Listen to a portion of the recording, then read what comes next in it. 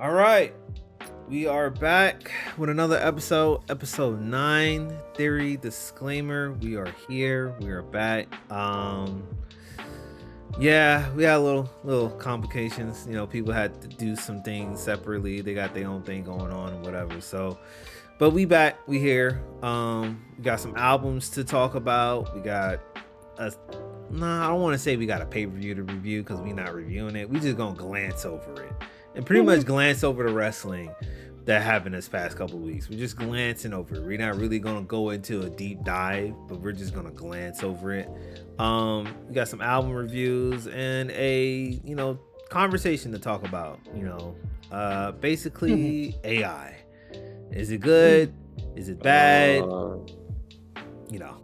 That. So with further introduce, let me introduce you to my co-host. Say what's up to the people. Super Saiyan 420, since you got your camera on, my guy. What up? What up? Fucking finally. Yes. Yeah. The Ace, aka Super Saiyan, aka Ace. Yeah, man. Finally got the camera, so now you can see my ugly, beautiful face. And Dom is the god. Same thing with MJF. And also, because we will get into the music, I did recently drop some new music again, so Yeah. we'll talk about that later. And to our other co-host, say what up to the people. Kadonis, what's up? What's up, though? Hey, listen. We gonna cut straight to the chase on this one right here. Yep. I don't care what y'all say about Dom. I would love to be Dominic Mysterio for one day. The man just exists and gets bitches. No. Whoa! Tiffany Stratton said to Tiffany said to him on SmackDown. She said, and I quote, "If I win that championship, does Dominic come with it?" Bro, he's not doing nothing but getting bitches at this point. He's not winning. He's not doing that. He's just getting the bad bitches, bro. And on There's that, nothing else in life to do at this point. Like, why not? And on that note, let's start with the WWE. Let's glance over this wrestling real quick so we can get all of it out. So for those who are not informed, Crown Jewel happened this past Sunday. Yesterday, whatever. Yeah. So Crown Jewel happened yesterday. So the matches that we are exclusively having, we had the Bloodline versus what was the Bloodline 2.0. No. What was the Bloodline name? 2.0? What was the original name for the Roman Reigns and the Usos? I think was it Roman Reigns and Company? That was the name. The ones or something like the Roman Reigns and Company is crazy. It was Roman Reigns and Company. That was the name because that's what Michael Cole kept screaming in everybody's ear before they started calling whatever this was. That's crazy. But the original Bloodline versus the new Bloodline, they lost as usual. I thought somebody else was gonna come out, but then I thought about it and I said, you know what? It's Saudi Arabia, so it's like I don't think nobody's gonna make a surprise appearance in Saudi Arabia. So I was like, oh, okay, that's whatever. Not everybody traveling there. Yeah. One technicality of a surprise, which would be Sami Zayn. Which is surprising that he even showed up in that region, but. Yeah, because why, Well, no, he did a Saudi Arabia pay-per-view last year when he was like, I think it was the IC champion or something. It took him a couple years for him to do it. So yeah, I remember last year he was at that one, but we didn't have, the only thing we saw of Sami Zayn was Raw when he was talking to Solo at the end of the show. But yeah, I didn't think he was gonna like be a part of this right here. So. It was a good little surprise. It was nice, but still, like I only caught, like I said, for me, I only cast the highlight just because, you ain't missed nothing. It doesn't matter. Like I said before we recorded, in Saudi Arabia, they thought Andre the Giant was still alone, or no, excuse me, Yokozuna. They wanted Yokozuna. He been cooked too. All right. Exactly. So it's like. So yeah. It is. The next match that's going to be on this card, let's see what we're going to do with this next match. Is that the women's tag team match? Yeah, so next match was the women's tag team fatal 4-way, which that could have been a match that should have been on SmackDown. Yeah, SmackDown, the main event on SmackDown. Jay Cargill. Why Cargill. is there though? Yeah, Bianca Belair, Jay Cargill retained their titles. So yeah, this should have been a SmackDown match. So I don't know why this was. I just want to say, bro, they need to stop carrying Jade Cargill with all these other female wrestlers in there, like Lash Legend and all of that. Yeah, she's strong, bro, but she needs to remove that little bicycle kick from her arsenal altogether. When she did it on SmackDown, I thought she was going to snap her ankle in that high heel that she had on, because she jumped so high in the air for no reason. And then when she did it at Crown Jewel, she completely missed Lash Legend to where Legend had to even sell the kick, but she never got hit. So she needs work still, bro. Hey, but she's improving, but she does still need work. She's still green, my guy. She's still green. She should have been to NXT. Hey, it is what it is. I mean, she said it. She has star power. So, I mean, with star power alone, you know what that does in the WWE. They'll teach you how to wrestle later because entertainment's their main thing. Yeah, I mean, but it's already been almost a year already with her, and she hasn't really improved. It's been that long. Yeah, and then her star power has been going down. Well, listen. Because Bianca kind of carrying that. But. Now, listen. She was sitting on the shelf for a year before she debuted, before she actually did her in-ring debut. About like 6 months, but yeah. Yeah, she was teased, and then she sat on the shelf for a whole year, and then she kept getting shown off, and then she showed up at the Royal Rumble, and then all that stuff, just like all of it happened at that point. So then they realized that she wasn't good, and I'm like, well, yeah, no shit. Why you think everybody in AEW was just selling for her? That's like everybody in AEW knew how to sell, and she knew that she was a draw because people wanted to be there. So it's like, okay. Yeah. And she only did like 5 moves, bro. The 5. She was like the Goldberg. She was like the Goldberg of her division at the time, and she didn't even hold a major women's title. She was a TNT champion, so TBS champion. So when you mention the 5 moves, you gotta associate it with John Cena. The 5 moves. Listen, hold on. Now listen, I wasn't the biggest Cena fan, but Cena's 5 moves was very effective. They were very effective. The 5 moves. They got the job done. They got it done against Brock. They got it done against Seth. Got it done against Randy. Got it done against everybody. So his 5 moves of death was highly sellable. Goldberg only had 2.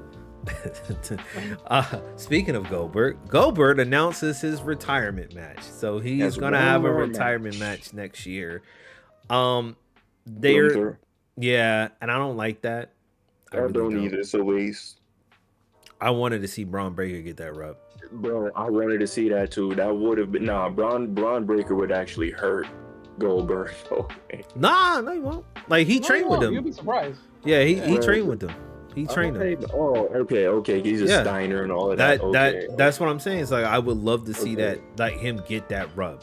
Like I would love to see him get the storyline too. Like I'm the one who trained you anyway. And then he can beat me now. Then like the arrogance, he's the Intercontinental Champ would have been nice. He can pass on the spear to him. He can pass on the jackhammer to him. Like Braun Breaker would be the next Goldberg. That's that main championship match though, win or lose. No, you don't need. But like, what were we talking about? You're gonna give it to Gunther. Like, the Gunther has to really wrestle this guy and he's like, bruh, it's not gonna work, bruh. But it's not gonna work, bro. Them chops, and then Gunther chop heavy. So unless you're gonna boost up Gunther to be, his moves aren't gonna be hurt nobody, or it gets blocked every moment. There's no reason. All right, one of the best matches on the card. The Bronson Reed versus Seth Rollins, which Seth Rollins won, but this match was very entertaining. It was really good. Entertaining, and it seemed real because they both got lacerations on their body. Oh yeah, like it was an actual bro. Like Seth, the moment he got into the ring and the bell rung, you looked at his back; it was already torn up. That shit looked crazy. He was bleeding, and then towards the end, Bronson Reed got a gash on his fucking eye. I was like, he got curb stomped on the steel steps. Yeah, I didn't think that was gonna really give him a gash on the eye though. I didn't either, but hey, he put his head too low. He put his, and then he didn't even break the fall from his face on the stairs. He just kind of took it. Yeah, he took it on the nose barrier. I like the fact that this nigga Seth Rollins wore some fucking Jordans in the fucking wrestling. That was crazy. Not even that, bro. He wore some baggy pants for like the first time I've seen in a minute. Yeah, like his whole attire didn't look like what he His whole normally attire wrestles. was different. Like he was ready for this fight, bro. He was just ready for a fight. Period. Yeah, this was very entertaining. This is probably one of the best matches on the card. Drama Fest. The women's world the women's world champion, that crown jewel championship. Crown jewel championship. Women's it was kind champion. of predictable, but I was expecting a cash in, but didn't happen. Nah, they wouldn't have done the cash in there. Come on, it's Crown Jewel. I saw a You clip. never know, bro. You know the funny thing is, I saw a clip of it was like some interviewer that was interviewing Nia Jax and Tiffany Stratton, and they asked Tiffany Stratton how she got into wrestling. She said she sat there and she saw like a match. She saw like Charlotte Flair or something, and it was like a match that she saw, and she was like, "That's basically what." I didn't watch the whole clip, but basically Charlotte Flair is one of her inspirations of getting into the match. So I drew up a storyline in my own head to the fact that would be perfectly perfect. Like Nia Jax loses to Charlotte Flair when she returns. Now I know that is going to sound like straight ass. Oh no, it's gonna happen though. But you already know Charlotte can take 2 years off, can come back and get put into the main event. That's what I'm saying, and that's like nepotism, and I feel like that's the thing that fans are really gonna hate. But if they do it the right way and they make her a fucking heel, but then all three of them are heels, so it's like who's Charlotte can come back as a face in the beginning until a cash in happens, and then you realize it was the right cash in, and then Tiffany turns face because Tiffany's gonna be the one looking up to Charlotte, so Charlotte gotta be a heel. But people gonna turn on her if she gets a match. That's the thing, you know what? That'd be a great. That's a no. That but then they gotta sell that story between. So it's like, all right, let me finish. Let me play it out. So yeah, go ahead. If Charlotte comes in and she comes in as a face, fans are gonna turn against her getting a title match already. So that's gonna be a thing. But if she goes against Nia Jax, Tiffany Stratton comes in, cashes in, beat Nia Jax. The issue with that is Nia Jax has to literally. They're gonna have to feud that off while Tiffany Stratton holds the title, but the plan would be to set up Tiffany Stratton against Charlotte Flair at somewhere at like WrestleMania or a SummerSlam, something that where it's like, okay, we're getting the best of the best out of this whole match. So like literally that that would actually be makes sense. Yeah, nice. Like don't rush that. Like let that organically develop until WrestleMania. Yeah, I can see that. But she definitely got to cash in before the next Money in the Bank though, because Money in the Bank takes place. She has no choice but to. That's why I thought she was gonna do it here because SmackDown she made it seem like it didn't matter which one it was gonna be. She was gonna cash in on one of them, but I think they might pull it on Survivor Series. No, they might pull it on Liv Morgan. Yeah, I can see that on Liv Morgan. Either they pull it on Liv Morgan or Charlotte comes back. I see Charlotte's still technically injured because she had a setback, so we don't know when she's gonna technically be back. You know, it's gonna be one big surprise now because of that. But if she does it on Liv, Tiff is gonna be a raw superstar now. So Rhea Ripley's not going to be coming back for a minute because she legit has an orbital issue with her eye. They said she's going to be gone for a couple of weeks, not for a good couple of weeks. All right, so I mean, I don't see why she would take that title at all then. But it was possible. Anything can happen. Anything can happen. So I'm just saying from how I see it, I just don't see why, but I can see many scenarios on how that happens. Like Liv ain't hard to take out. So it could be one of those things where Liv is just laying on the mat, knocked out, and you just hear it's Tiffany, and then it's a wrap. But then when I'm looking at it, right, so there was a match a couple of weeks back between between Naomi and Bailey and Tiffany Stratton and Nia Jax. It was like a tag match. The loser, whoever loses, they go to Raw. So it's like I'm saying to myself, wasn't Tiffany Stratton supposed to be going to Raw anyway? Because Naomi and Bailey. No. The stipulation was if either Bailey or what's her name, Naomi gets pinned and they lose, they have to go to Raw. Also, it wasn't the stipulation for Tiffany or Nia. It was just for either one of them. That's why they both pinned Nia. No, because I remember Nia saying that whoever loses, including she looked at Tiffany and she was like, whoever loses is going to Raw. But hey, we got some AEW storytelling going on right here then, because apparently Tiffany was not affected by such stipulation, neither was Nia. Nia holds that belt, so unless they was gonna do a swap, they're not gonna have two titles on Raw and nothing on SmackDown. And Tiffany Stratton is one of the biggest draws to SmackDown right now. Anyway, the moment you hear her music, everybody just stand up to see what she gonna do. So they're not gonna put that exclusively just on Raw. Now I do see her smacking somebody with the briefcase soon, hoping that it's Liv. But hey, let's really be honest. This has been a very underwhelming title run for Liv. Not because of her, but because of how the storyline is written. You're afraid of Rhea Ripley to where you had to get a bodyguard with you, the champion, but yet you've gone in the ring with Nia Jax and you beat her by yourself before. So why are you afraid of Rhea? Hey, look, I can't say that because 9 times out of 10, like if we counting this match that just happened, she used all the cards that she used to beat fucking Nia Jax, bro. But I'm not technically. But that's where that's where the problem arises. Like, why is she? Like, I understand the Rhea Ripley storyline, but I think WWE thinking a lot of these storylines out long term right now, bro. Damn, look, because I'm sorry, all of these titles, besides the Intercontinental Championship, bro, they kind of ass.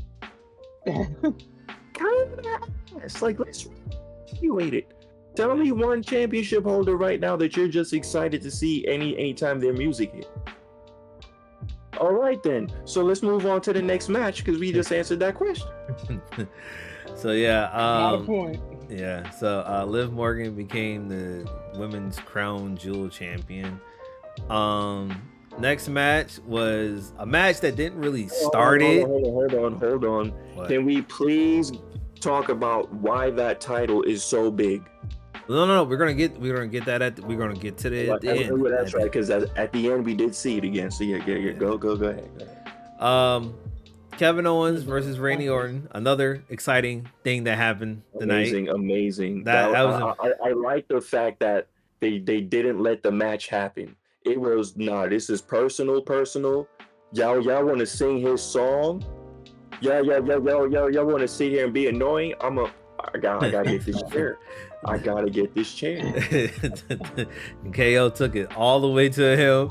Randy Orton, fucking Arcade old fucking Adam Pearce. Thank God, bro. Yo, this is always Adam Pearce getting hands put on him. It's just him. It's never Nick Aldis. It's always Adam Pearce. Bro, Adam Pearce is not the general manager for neither one of these superstars. So why he even out there? Because he's the easiest one to take the bumps. You know, it's so funny. Adam Pearce really was a wrestler. So it's like wasn't Nick Aldis too? Yep. That's my issue with that. That nigga need to come out of the suit because he can still wrestle. That's what I'm saying. I'm like, look at his build. I'm looking at him like, you look like you could still wrestle, but unless he has some undisclosed injury we don't know about. I don't think that you signed to WWE just to be in a suit and parade around as general manager. No, the only thing I can think of is that they're waiting for the right person to take over that role of the on-screen manager, but Nick Aldis just has that look. But I do believe Nick Aldis is going to get involved in some storyline where he's going to have to wrestle somebody, and we're going to see what's going to happen. Give it to Teddy Long. Teddy Long was the best general manager in SmackDown of all time. Teddy Long looks cooked, my boy. We talk about black don't crack. His black definitely cracked a long time ago. He looks like he's cooked, bro. Or give it to William Reed. He's gonna sound like this. he gonna be like, you gonna go Playa, playa, one, holla. or give it to Rim Regal. Okay, that I can see. That I can That Like, I I'm- can see. Like, you brought him back, so it's like you Good. showed him on NXT like this past Tuesday. So it's like, what are you doing? Like, put this man either in a general manager role for He NXT needs to be. or put him general manager role on SmackDown. The problem with the whole NXT thing is that The Rock's daughter is that general manager, and she literally was in an article recently saying she's never gonna wrestle again. She prefers this role. Yeah, okay. Fine. So with her being The Rock's daughter, she ain't losing that spot. So put him cool. on SmackDown as general Yeah. manager. Yeah, you gotta put him on SmackDown. Yeah, you gotta put him on SmackDown. Have Nick Aldis go back in the ring. That's pretty much. All right. But you know what the fear Anyway. with that is? Nick Aldis is gonna get the Eric Bischoff, Jerry the King Lawler treatment, where he's always gonna get that close, but he's never gonna win the big one. Sad days. Well, moving on. Moving on. Another match that should have been a SmackDown main event. This US title match, LA Knight versus Carmelo Hayes and Andrade, which LA Knight won and retained his title. This match should have just been on SmackDown. Should have been a SmackDown main event. I don't know why this shit was on the card. I know it had should have been a main event. I don't know what it is with LA Knight and ropes, but he needs to stop jumping on them. That's all I'm saying. I just like, I look at this match and I was like, why is this on here? So let's count how many matches before we get to the, I think, what was it? Before we get to the main event, let's count how many matches that we done ran through so far. So we got the Bloodline match, that's one. The women's tag, that's two.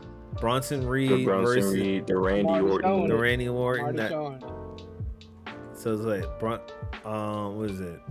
Women's is 1, 2. Bronson Reed 3. 2 women. The Liv Morgan match we just went through as well. The fucking Tiffany Stratton, that's 4. Yeah, we only got one more after this. That's a Cody match. Which will be 7. Kevin Owens is 5. The LA Knight, that's 6. So yeah, it was like 7 matches on the card tonight. And they weren't anything that was like so elaborate to the storyline. It either furthered it or there was just no storyline to begin. You know what? I think that's why. Why that Kevin Owens and Randy Orton match went into a no contest. I think Triple H realized the fact that he had 7 matches on the card and he needed to cut one of those matches. He needed time, yeah. And honestly, realistically, there was no other match you really could have cut that wouldn't have looked stupid. This was the only match he could have done that to. No, he could have cut this U.S. title match out of this whole situation. No, he could have cut the U.S. title match and the women's match out and let Randy and Kevin Owens go at it for like 25 minutes. Exactly. Could have had a 5 pay-per-view match. But you know what though? Because it's TKO Holdings, you don't know what deal they had with Saudi Arabia. Saudi Arabia must have been like, we need these X amount of matches with these X amount of women so we can sufficiently put all of your stars in front of us. If you notice, every star was there. And that's what I was saying. I think this is the Saudi Arabia pay-per-view. Yeah, that was a Saudi Arabia thing. Yeah, so that's... It's not just the Saudi Arabia, how I look at it, how multiple people look at it. Crown Jewel is just a heavier, bigger house show with cameras. That's all it is. You know what? Yeah, But you gotta think about it. Titles even change hands at Crown Jewel. So yeah, just like a house show, the titles won't change hands or anything. You're just gonna be entertained more than anything else. But you gotta think about it though. This is all due to Vince McMahon when he went out there. Yeah, but look, of course. It's true on that. But the only positive thing I can give is because it's such a different world in Saudi Arabia, so they don't get these type of entertainment, especially on how the fucking law is over there, especially towards women, for example. Yeah. So I can't be too mad on it. It's just we just know the expectation of with Crown Jewel, which is unfortunately it's gonna suck. Like it's a throwaway show. Just like it's not even a major main event. Like I don't even think they're gonna reference this pay-per-view as Survivor Series unless it's about the Bloodline, Kevin Owens and Randy Orton. No, it'll just be the Bloodline, because with the Bloodline, we know the only biggest thing was, like I said, is that they got together, they still lost. Sami Zayn came out, supposedly looking like signing with Solo, and that Roman got pinned, so that's Solo Sikoa's biggest fucking win for him. Even though at a crown jewel, can't deny it, it's still a big win for him. Of course, yeah. So they're gonna talk about it. They're definitely going to talk about it, but there was other subtle things. Yeah, there was other subtle things in that bloodline match, like when Jay came out by himself, but not with Jimmy and Roman. And Roman had a look. Roman had this look on his face, like, dog. Like, I get that you a superstar now, but like he had a little bit of jealousy. Like, yo, are we on the same playing field now for real? Like, he wasn't joking. Well, true on that, but he still had Roman will still always have that ego, and then with Jimmy, of course, Jay, you gotta understand, he said it. Jay got an ego now too. He has an ego, but he said it himself that he wants to be equal. So that's how he kind of looking at it. And Roman don't see that for real. He's not.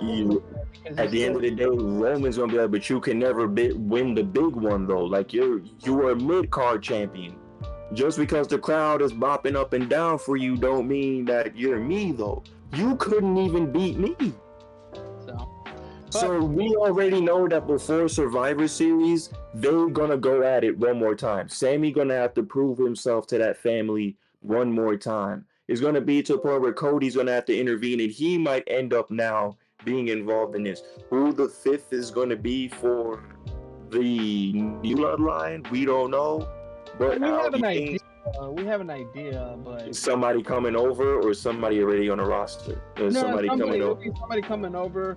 And from the words is because I know he's working with Booker T with his company, and now that with WWE ID, which is their independent style. But that's right. That's out there on West. Zilla. His father, I forgot his full name, but his father is Fatu. Not Rikishi. Umaga. Are you talking about? You're talking about Zilla. You talking about that? So that's his name, Zilla. He has a short hair with the tats on him. Talking about Rikishi nephew, Umaga son. He looks a little Mexican. He's talking about Umaga son. Yeah, Umaga son, and yeah, he does kind of look a little beanerish. But okay, I know what you're talking about then. Yeah. But yeah, that's the big word about it is that they're gonna try to bring him in. And it makes sense. It makes sense. It makes sense, but too soon. I thought that's how I looked at it.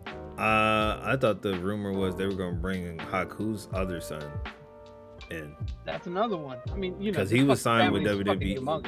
Yeah, he's been under WWE contract for like a minute now. That super tall one with the long hair. Mm-hmm. He don't fit, bro. He gonna fit.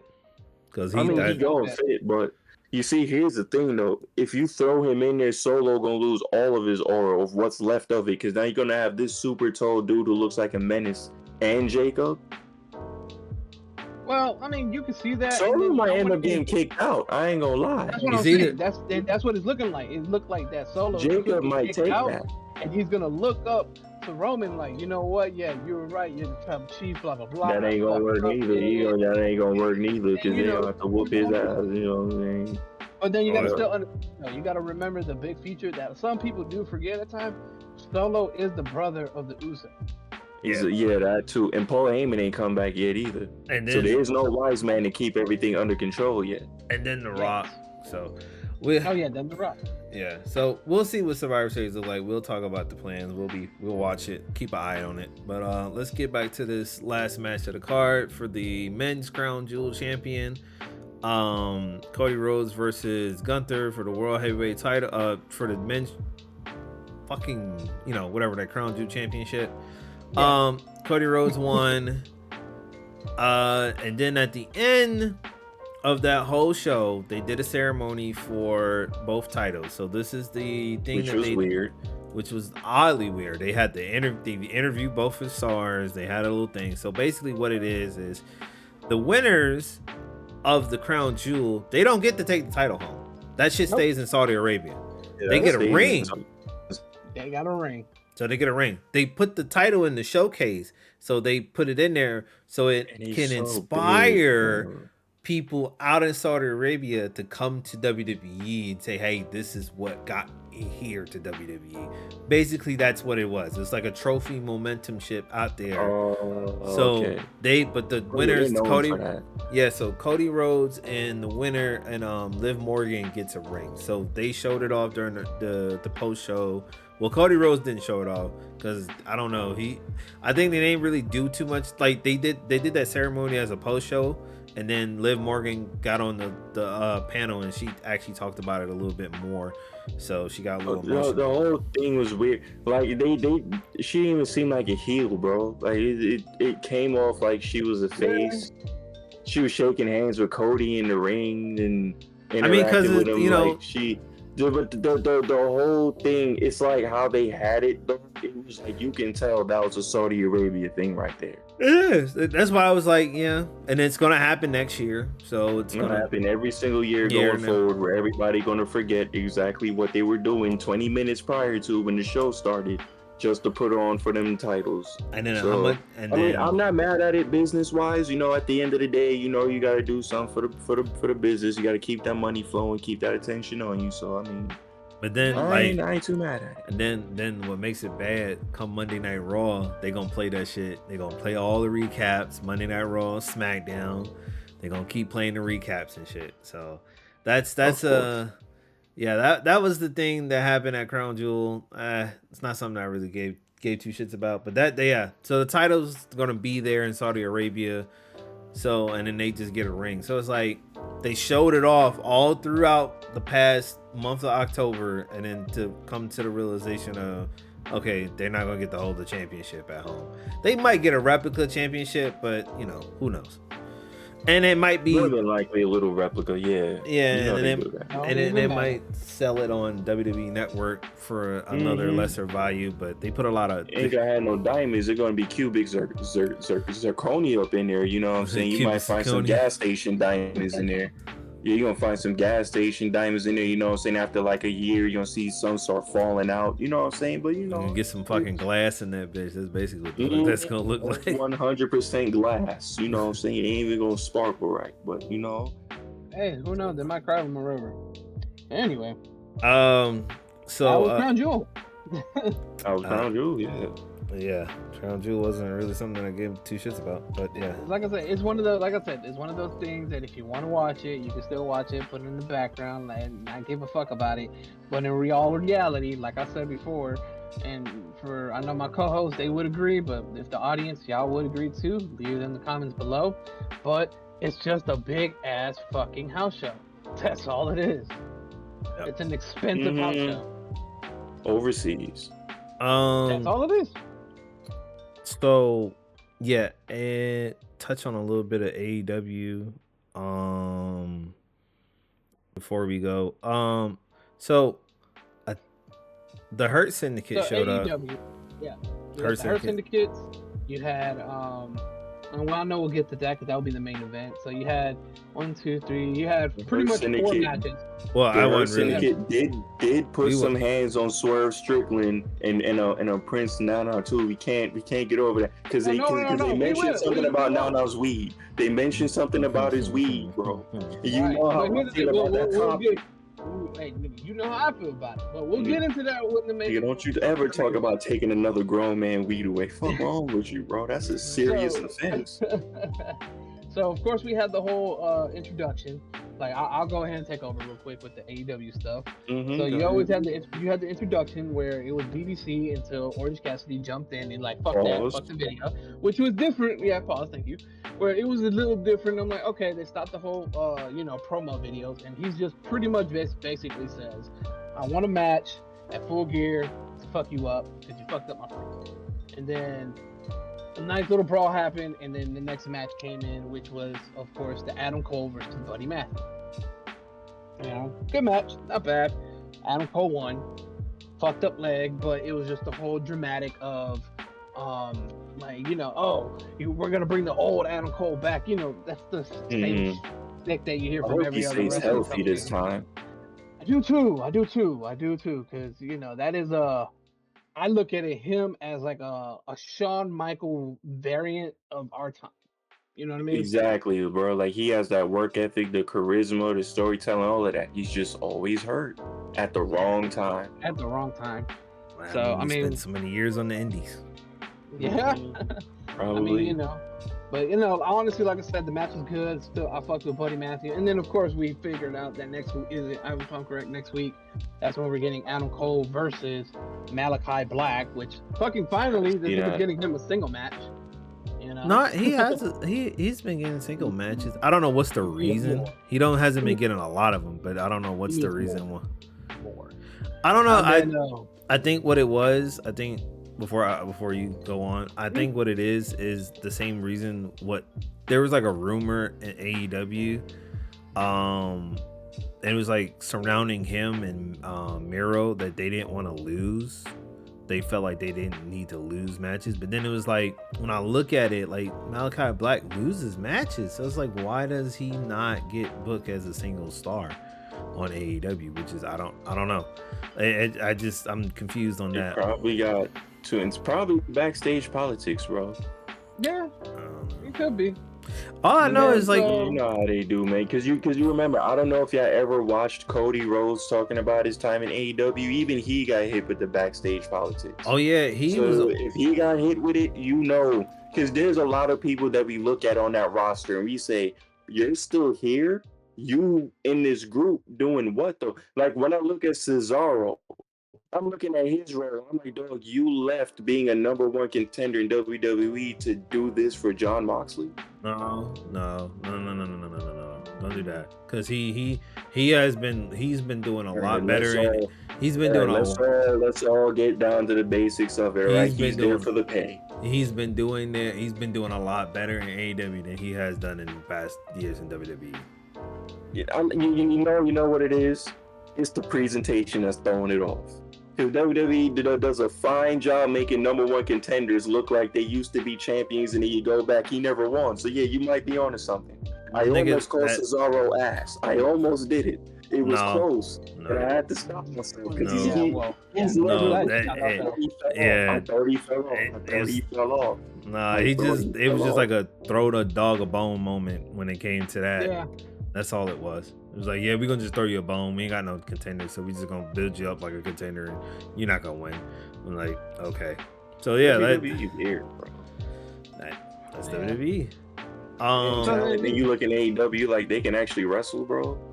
Yeah. Continue on. Yeah. So then after the whole shit, you had Kyle Fletcher come out and his partner Mark Davis, who came back. Mark Davis is part of the United Empire. Yeah, and pretty much you just show. Huh? I said I'm not gonna lie, I forgot about a nigga until he showed up. I did too. Yeah, I was like, I was like, where has he been? I couldn't think my name on what is the dude that Kyle Fletcher used to come out with? I couldn't think of names to say. He's another wrestler to keep your eye out if you haven't heard of him. Good wrestler, But anyway, he came out. And pretty much the whole gist of this is either from Kyle Fletcher is pretty much saying, look, you're my best friend, so you're joining me or fuck you, pretty much. And then right after that, you had the whole Hangman Adam Page. Honestly, his character is interesting to say the least. Hangman. Hangman. Just because it's like he's a crazy bastard at the moment. He's unhinged. He's unhinged. And, he's just pretty much. He's on his Jon Moxley right now. In a way. So he's just speaking his shit towards Switchblade, Jay White, and pretty much we got the confirmation that they're going to be having a match at Full Gear. Which I have a problem with, though, because it's like, okay. Really? You brought in Switchblade. So who takes the bullet for that? Who loses? I don't know, but I wouldn't be surprised if it'll actually be Hangman Adam Page, but not clean at all. Like I wouldn't be surprised if let's say somebody from fucking the Bullet Club over in New Japan Pro Wrestling comes over in Full Gear. I wouldn't be surprised on that. You know what I mean? I want, like, the thing is, I want Hangman to win because I want this unhinged character to go somewhere with. Right. I also want Jay White to win because he came back from injury, and I kind of want to see the Jay White that they brought over from New Japan, who was the 2-time, New Japan champion, heavyweight champion over there. I wanted to see him come over and see what he's going to do in AEW. So literally this feud, I don't like because it kills both men characters. Like whoever loses, I don't know if they kill it, but I get what you're saying. They've been trying to keep it where it's interesting, but it's really looking like it. Like, let's say this: Hangman beats Jay White. It kills Jay White's credibility and it puts Jay White back into the fold of, damn, what the fuck? Why? I get it, but then I get it on that part, but then they can still kind of continue the story because remember, after Full Gear, if I'm correct, the next pay-per-view would be at a World's End, and when they do have the World's End, they have that tournament that I forgot what they call that tournament called, but it's like tournament. The what? The Crown Jewel tournament, not Crown Jewel, the Continental, the Continental Crown, the championship that Okada holds right now. That's right. And it's just for that, and then it's pretty much AEW version of the is it called BG4 for New Japan Pro Wrestling? I can't remember, something like that, right? And so it's just, I feel like it'll just continue. It just depends on who would win at Full Gear. But once Full Gear gets closer, and when we talk about it, we'll talk about it. But that is an interesting one. I don't say it'll kill it; it'll probably damage. But I mean, who knows? Sometimes with this company, they might throw a fucking curveball that could work, but at the same time, that could not work. It's just one of those that's in the air. So then after that shit happened, we had the whole John Moxley come out with his people and pretty much just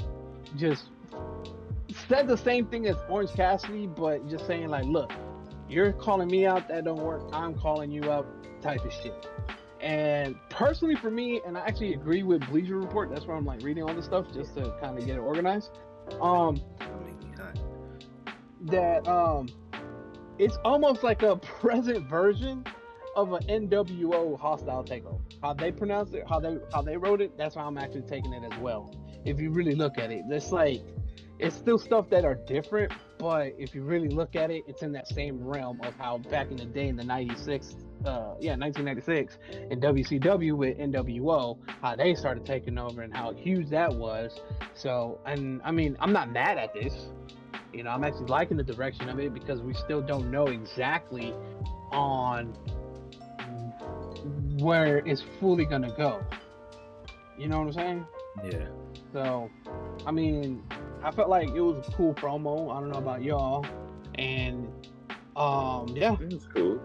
It was cool, and it's giving a lot more of the other underutilized wrestlers, like for an example, the Dark Order, giving them a nice little spotlight going against the Blackpool Combat Club, and how it all fully started. I forgot to mention the important thing was that John Moxley told his people, Cesaro, or what's his name? I call him Cesaro just because I can't never remember his full name. And what's the other motherfucker name? The bastard Pac grabbed Yuta and about to break his neck, and Yuta was all confused, but that shit was funny. But if in reality, when you really look at it, it was just more of a bait. Like, come on, Orange Cassidy, you're the good guy. Even though I know you don't like this nigga, you want to say you're not gonna like let this happen, and baited him out. And then of course we had like humongous brawl from the locker room. They did it again on Collision. Yeah, they did it again on Collision. And then after all that brawl, Young Bucks came out that transition into the next match. So with the next match, of course, was the World Tag Team Championship of Private Party, the challengers, versus the Young Bucks, the championship. And I personally like this match. Like, I think to me it was almost match of the night for me, just because it was a nice stipulation of what they had, which is if the Young Bucks lose, of course they lose the championship, but if the Private Party lost, they split up. So it was one of those, like, you kind of, before we of course knew the winner, I was like, damn, if it, like, I could see them losing and splitting up, but then of course the issue would be, what now? Now here's the real issue with this. The real issue was they should have let them win at what was the pay-per-view that we watched? The last I pay-per-view. know. The last pay-per-view was Wrestle Dream. They should have won at Wrestle Dream. No. Why? Why they shouldn't win at Wrestle Dream? Okay. So I say because it gave them that losing thing, but even though they lost, they still came out bigger because it just gave that ideal. Just like if you remember, I think it was 2 years ago with the Acclaim when they lost, people were upset, but they backed the fuck out of them, like they backed them up. So that was just kind of the same formula for Private Party, and with that, especially with Fright Night, now it's free-ish on cable, so there's going to be more eyes to it. So you have that, and then like I said, with stipulation, they added more towards them that people were really excited because when they won, I'm pretty sure you even recognized it yourself, that pop that they got. Like that was like one of the hugest pops for them, I'm pretty sure, in their career. But just throughout that night, it was just like, people, if you really looked at it, was like really into it. Like they really wanted Private Party to win, and so I feel like, and I get what you're saying, they should have won it earlier, but this helped Private Party a bit more to have this win at this time frame before earlier. And if you notice, because this is a slight jab to WWE, if you remember from what was their last pay-per-view, Bad Blood, and during the post conference, one person was like, "Yo, why is there African Americans or Black people on doing wrestling or main eventing or shit?" Right? And of course, Triple H couldn't really come up with shit. That nigga just sucks at interviews. Honestly, I don't know why or how. And so this is like AEW response, because you like think about it. You had the Private Party. You have the business, the syndicate business. Well, or excuse me, the Hurt Syndicate. And then with Swerve Strickland, like this episode just alone, it was so much Black representation if you really look at it. You know what I'm saying? Well, and so I said, don't worry, Triple H won't have to be doing press conferences for he got to do it for a couple more years, but he's gonna have somebody that's gonna do it for him, which is gonna be. He needs to. And he oh needs yeah, to do it ASAP, because he's been fucking up a lot. No, it's not gonna be. It's not gonna be no time soon. It's gonna be a couple of years out. A certain wrestler is gonna be retiring when he hits 45, and he'll be taking over doing all those press conferences for him, because he did it before when Triple H didn't want to. When So-Called went to go see his daughter, Cody Rhodes took over and did all the, answering the questions and press conferences for him. And, like I said, Triple H is not good at that. Cody is really good. So he's going to, and like, if anybody went to watch that Flagrant interview with Andrew Schultz, Cody Rhodes talked about a slew of topics. But he said he was going to retire when he hits 45, and he wants to do more in WWE after. So I think the role that Triple H is going to have for him after is probably that role where he is pretty much back in the role that he was in AEW. Oh yeah. Pretty much he's going to be part of the talent, control the talent, be able to help talent, which is, he's going to have that same role as CM Punk and all of them. But he's going to be the person that will get up on the podium and start, when they do these post conferences, you're going to see Cody Rhodes. And Cody Rhodes is going to be the person that's going to talk and do it, because he's well good at answering questions. Like even when the Vince McMahon controversy happened earlier that year, Cody Rhodes answered it very well. But this year, you ain't got to really worry about it, because 2025, starting in 2025, the person who's going to take over is John Cena. John Cena's Triple H ain't got to worry about saying nothing. John gonna take everything over, and I'm like, fuck it, I ain't gotta do nothing. Let John do it. And John. The thing is, with the rumor of John Cena, they're saying that they're gonna try to put him in a championship match for WrestleMania and try to win it, which that was a no fucking brainer. But who's gonna? But who would be the champion that he's gonna take the title from? Cody. No, it won't be Cody. You already know that. You already know it won't be Cody. Even though it would be nice, but it won't be Cody. It won't be Cody, bro. The other rumor is it could be a triple threat between Cody Rhodes and Roman Reigns and The Rock. Yeah, at Which I wouldn't WrestleMania. mind. I would not mind. Because they were supposed to have their Rock and Roman was supposed to have their match. I think they're gonna have their little match, their moment. Something's supposed to happen as Survivor Series, so but we don't know. But anyway, Okay, so back to AEW, yeah, back to AEW. So we had a Learning Tree promo, aka Chris Jericho. Next. You really breaking down all this shit. Hey, I'm just breaking it down real quick. Then you had Chris Statlander versus Camille. And come on, we need more women matches on AEW. Need more women matches, period. Period. But then there is a promo. There is a promotion that does get TV time, but nobody really watches it, which is WOW. So. Oh no, I catch them highlights. Listen, they got some thick Jones up in there. I ain't gonna lie to you. Listen.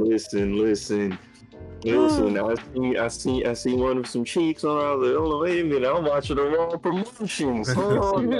No, then I had to regain myself because then I realized some of them can't wrestle. So I had to fall back. But they do got some people over there that I can see eventually making that jump. I know some go to TNA and then go to AEW, WWE. So it'll be interesting to see what some of them do. Exactly. So like I said, you had the women's match. Chris Statlander won, just so we already know where it's going the direction against Money Monet. You know, it's like, all right. For you. And then, wait. Go ahead. After you finish, I got two things that we're going to talk about at the end of this, which is going to be WWE related. Samantha Irvin and WWE yes. and WWE releases. So yeah, that is true. Those caught me off guard. We'll get into that. So then the main event came in, which was Swerve Strickland versus Shelton Benjamin, and that to me, like I said, even though the tag team match was really great, why are they showing Shelton Benjamin as almost like a fucking Brock Lesnar version of him? You know what I mean? Because Jesus fucking Christ, this nigga is on point right now. I mean, from the looks of it, that's probably what Shelton wanted to be in WWE. But you have to also have to remember the wrestlers in AEW are drastically smaller than those in WWE. WWE practically gets people who are like over 6 feet, 6'1". Like Roman is 6'2", Cody 6'4". Yeah, so Shelton is like all their size. The people they have Shelton going up against are like 5'9". 5'10". Shelton's already like 6'3", 6'2". So he's gonna look like a monster against him. So it fits it perfectly. Like, all right, you're the muscle of the group. These are the guys that you can muscle. Let Bobby handle the guys who are that stature, the 6'2s, the 6'3". The higher caliber players, Bobby. The mid-carders, smaller guys, gonna be handled by Shelton. MVP is gonna handle like the managers and like the lower people than mid-card. So they already got that added up with anybody else they gonna add. So I like what they're doing with Shelton. Shelton finally gets to be a bully and not be the one bullied. And he also did that spot to Leo Rush that Shawn Michaels did to him. So that was a little callback. Which was dope. That was a nice dope. Which was dope. I was like, okay, I see what they doing. I like it. Yeah, so like I said, main event was great with all the moves, to me it was a fantastic main event. And then of course, unfortunately, Shelton took his first loss in AEW, but we kind of knew that would happen. It was coming. And then MVP, like not even like he wasn't even upset or making a dramatic scene. He just made a phone call. 2 minutes later, who the fuck shows up? That boy Bobby, aka Bobby Lashley. That man MVP looked like fucking Paul Heyman when Paul Heyman saw niggas losing. he didn't even say nothing. He just backed up towards the barricade, got on his phone, made the call, looked in the ring, and then the music hit. I was like, this nigga think he Paul. He just got a cane on him. That's all. So it's like it was a good way to introduce him, and then of course he had to stare down.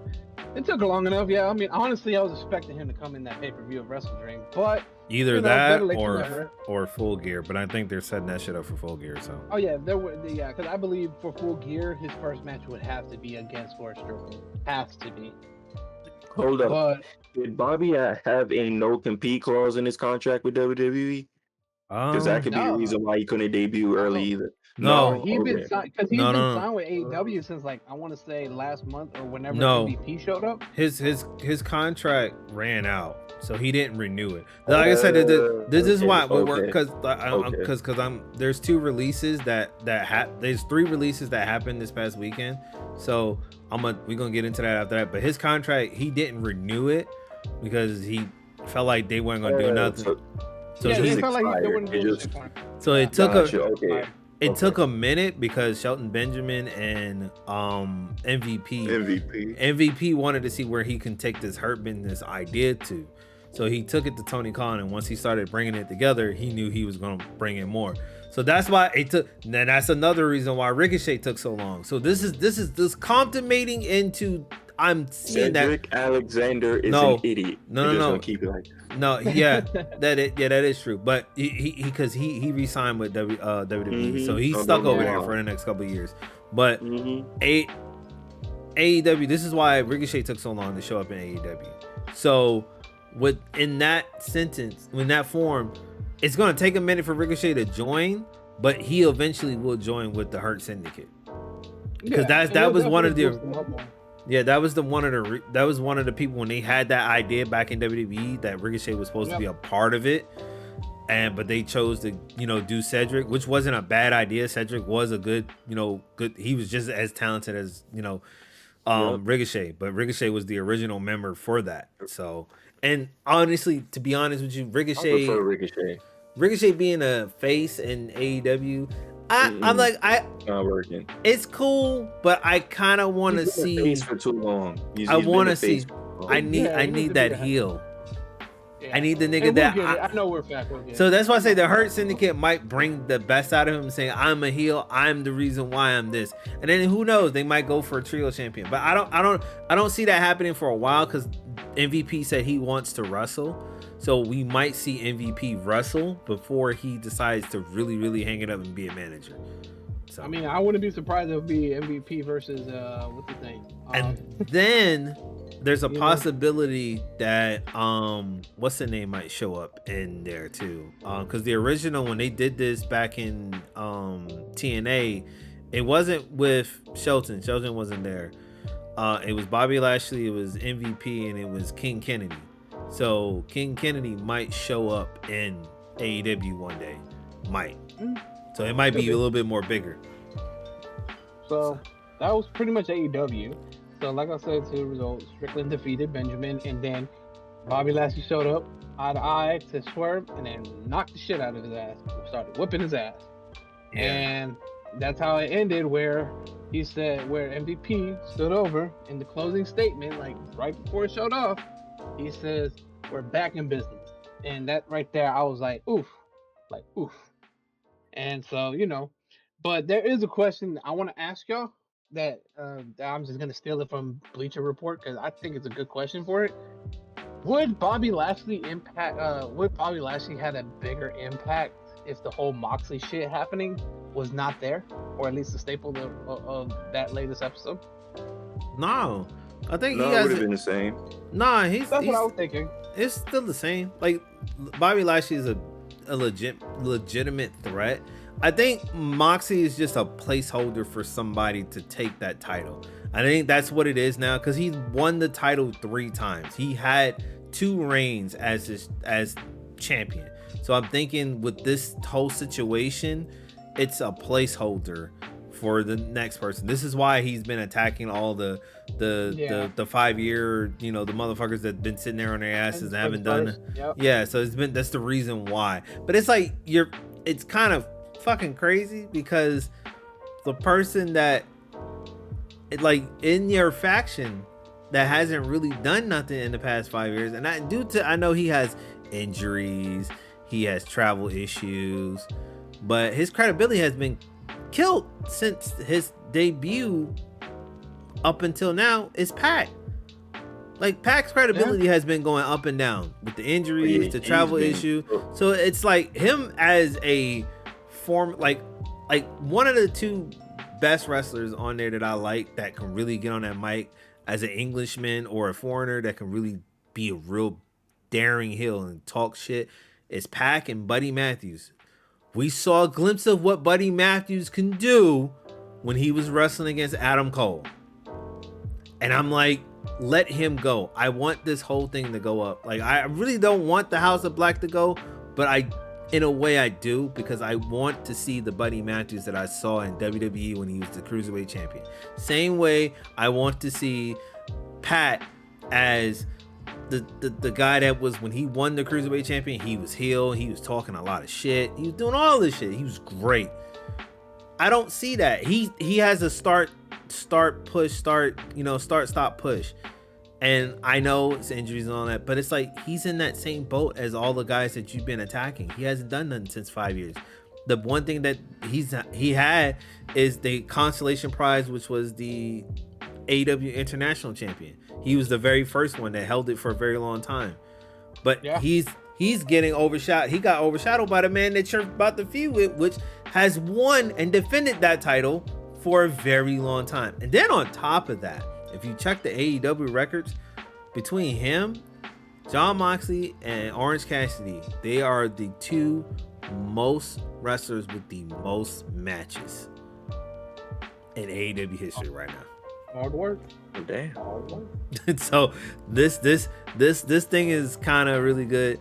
I do want to touch on a little bit on Collision. I'm not going through a whole breakdown. I didn't watch Collision too much, but yeah, go for it. So they open it up with Private Party, and they pretty much cut a promo statement, and then the Outriders came. So that leads up to a fatal 4-way for Full Gear for the four tag team. So it's like 4 matches, and out of those 4 matches that's going to be separated throughout the month, they are gonna be in a fatal 4-way. I think it was Outrunners versus Top Flight on one. I think it was like a Dynamite or something. The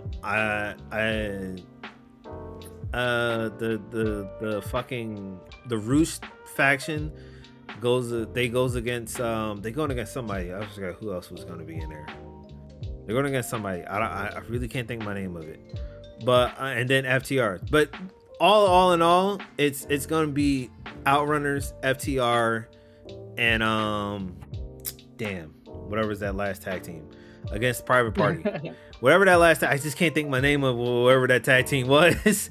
And I seen the screenshot on Instagram too. Like, if I could pull it, let me see if I can pull this up, because I know the screenshot of Instagram is like that. So let me see if I can pull it up. They got the Key Glock video that came out.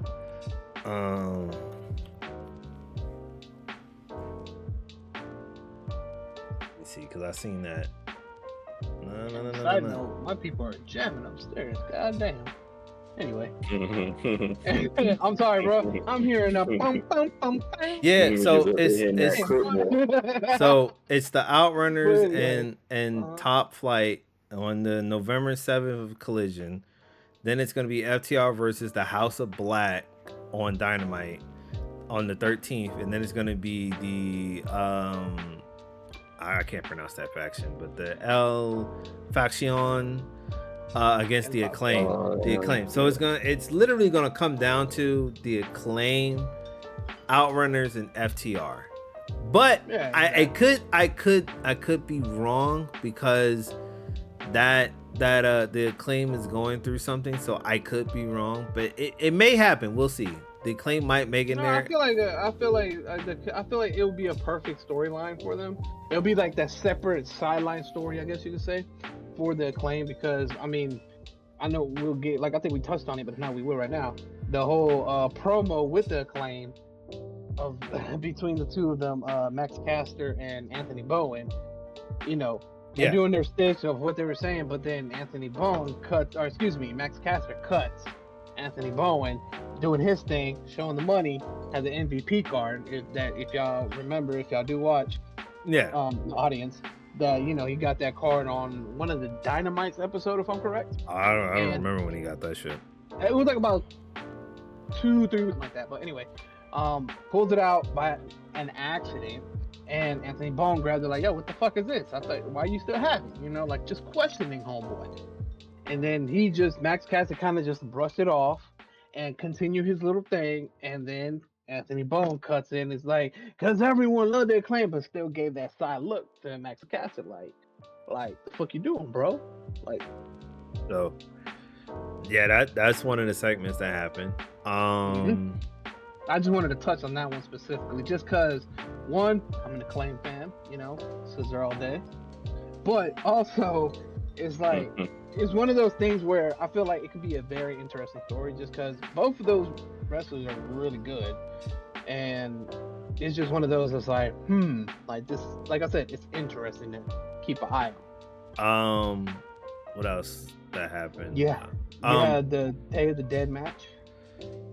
Yeah, that match happened. I didn't really watch that match too much. I just glanced over it, but that happened. The Cal Fletcher versus Commander, that match was great. That was a good match.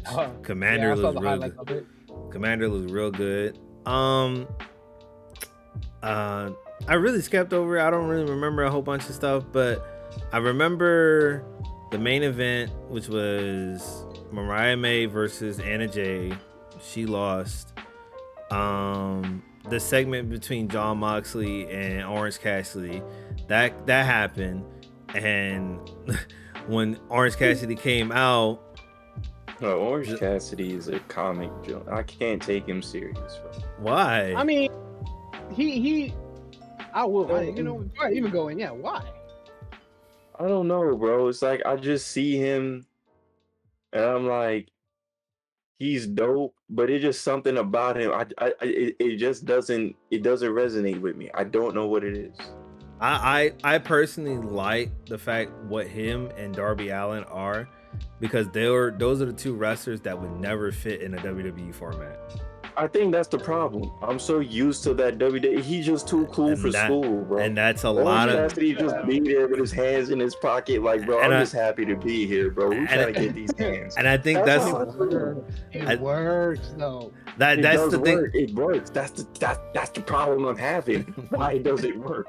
Because it wouldn't work nowhere else. I think that's a lot of people's format of like casual people who watch AEW and something that like they probably can't get into Darby Allin. They probably can't get it. But I'm like, if you watch they fucking matches, I don't like Darby Allin though, because he's like, what's his name? Like Crash Holly. He reminds me of like Crash Holly and Spike Dudley. He's just more hardcore than them. Like he don't care, bro. Be honest with you. If he had went to WWE, you think that would have been the same character that we would have got in WWE that we got in AEW now? Bro, we wouldn't even know who he is if he was in WWE. And that's my point. The same thing with Orange Cassidy. Orange Cassidy would have never been known. Like half of these, like the only person who I see that would be fit very well in that WWE format would be MJF, because he can talk the talk, he can cut the promo, he can do all of the wrestling. Step on a lot of toes backstage. Yeah, but because of his promo skills, he's gonna jump over a lot of people who've been putting in that work for a while. He's gonna step on some toes. MJF is a natural talent, bro. But then it's like you can't script none of that. That's him getting the mic and him just knowing how to be an asshole, regardless if he's a face or a heel. But then you got to think about it. There's another guy over there that does the same shit. His name is CM Punk. CM Punk is subtle with it now, though. You remember that got him fired the first time. But not fired. He had to step away because Vince wasn't going for that. But see, that's the thing. He's over there. So if MJF ever decides to go to WWE in the event, he can go there now. He can go there now. But I'm saying for that type of bluntness that he has, I can see MJF making several Triple H references to get certain points over. That might not suit Triple H. But then people that's just who he is. But then people would know how to do it. Not people would know how to do it. It'll be more entertaining too. It'll give a fresh pair of fucking eyes to fucking WWE because they need it, and then it gives some life to it. And then it gives more life to fucking wrestlers to cut edgier promos, bro. Like they don't cut on Netflix. You might be on to something. Man, a lot of them wrestlers do not cut no edgier promos. Like that promo that Triple H and Randy Orton cut for it was soft. That was soft. No, but it came off a little bit more better than normally what I have seen lately. I've been seeing jagged shit Sure, bro. ass promos on WWE coming from I mean, but that's Cody. Randy Orton and Triple H, though. They've had that type The of chemistry, rapport for a minute. Yeah, but they've been doing but that for a minute. but I need that feeling. I don't get that with a lot of people in WWE. Everybody Nah, been cutting I it. don't get it with anybody. Even with Damian Priest when he tries to do it, I just be staring at the screen like, no, you don't have Prime to. example. Before like- Rhea Ripley left, she cut this sorry ass promo.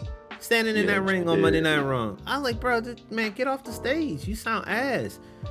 Yeah. Like the ability for me right now, and it's very fucking simple. Gunther can't cut no promo either. Like the ability of wrestling is real simple. Like you cut a promo. The best way you cut a promo is No. talking shit. You know what the issue is though? All those people we just now mentioned were either homegrown by the WWE or they've been brainwashed long enough to do things to their standards. AEW got a lot of independent wrestlers of people that they grew. They just say be yourself, bro, because it's gonna add to the storyline. Just be yourself. And that's the thing, man. WWE at some point they said you can be yourself, but you have to stay within these limits.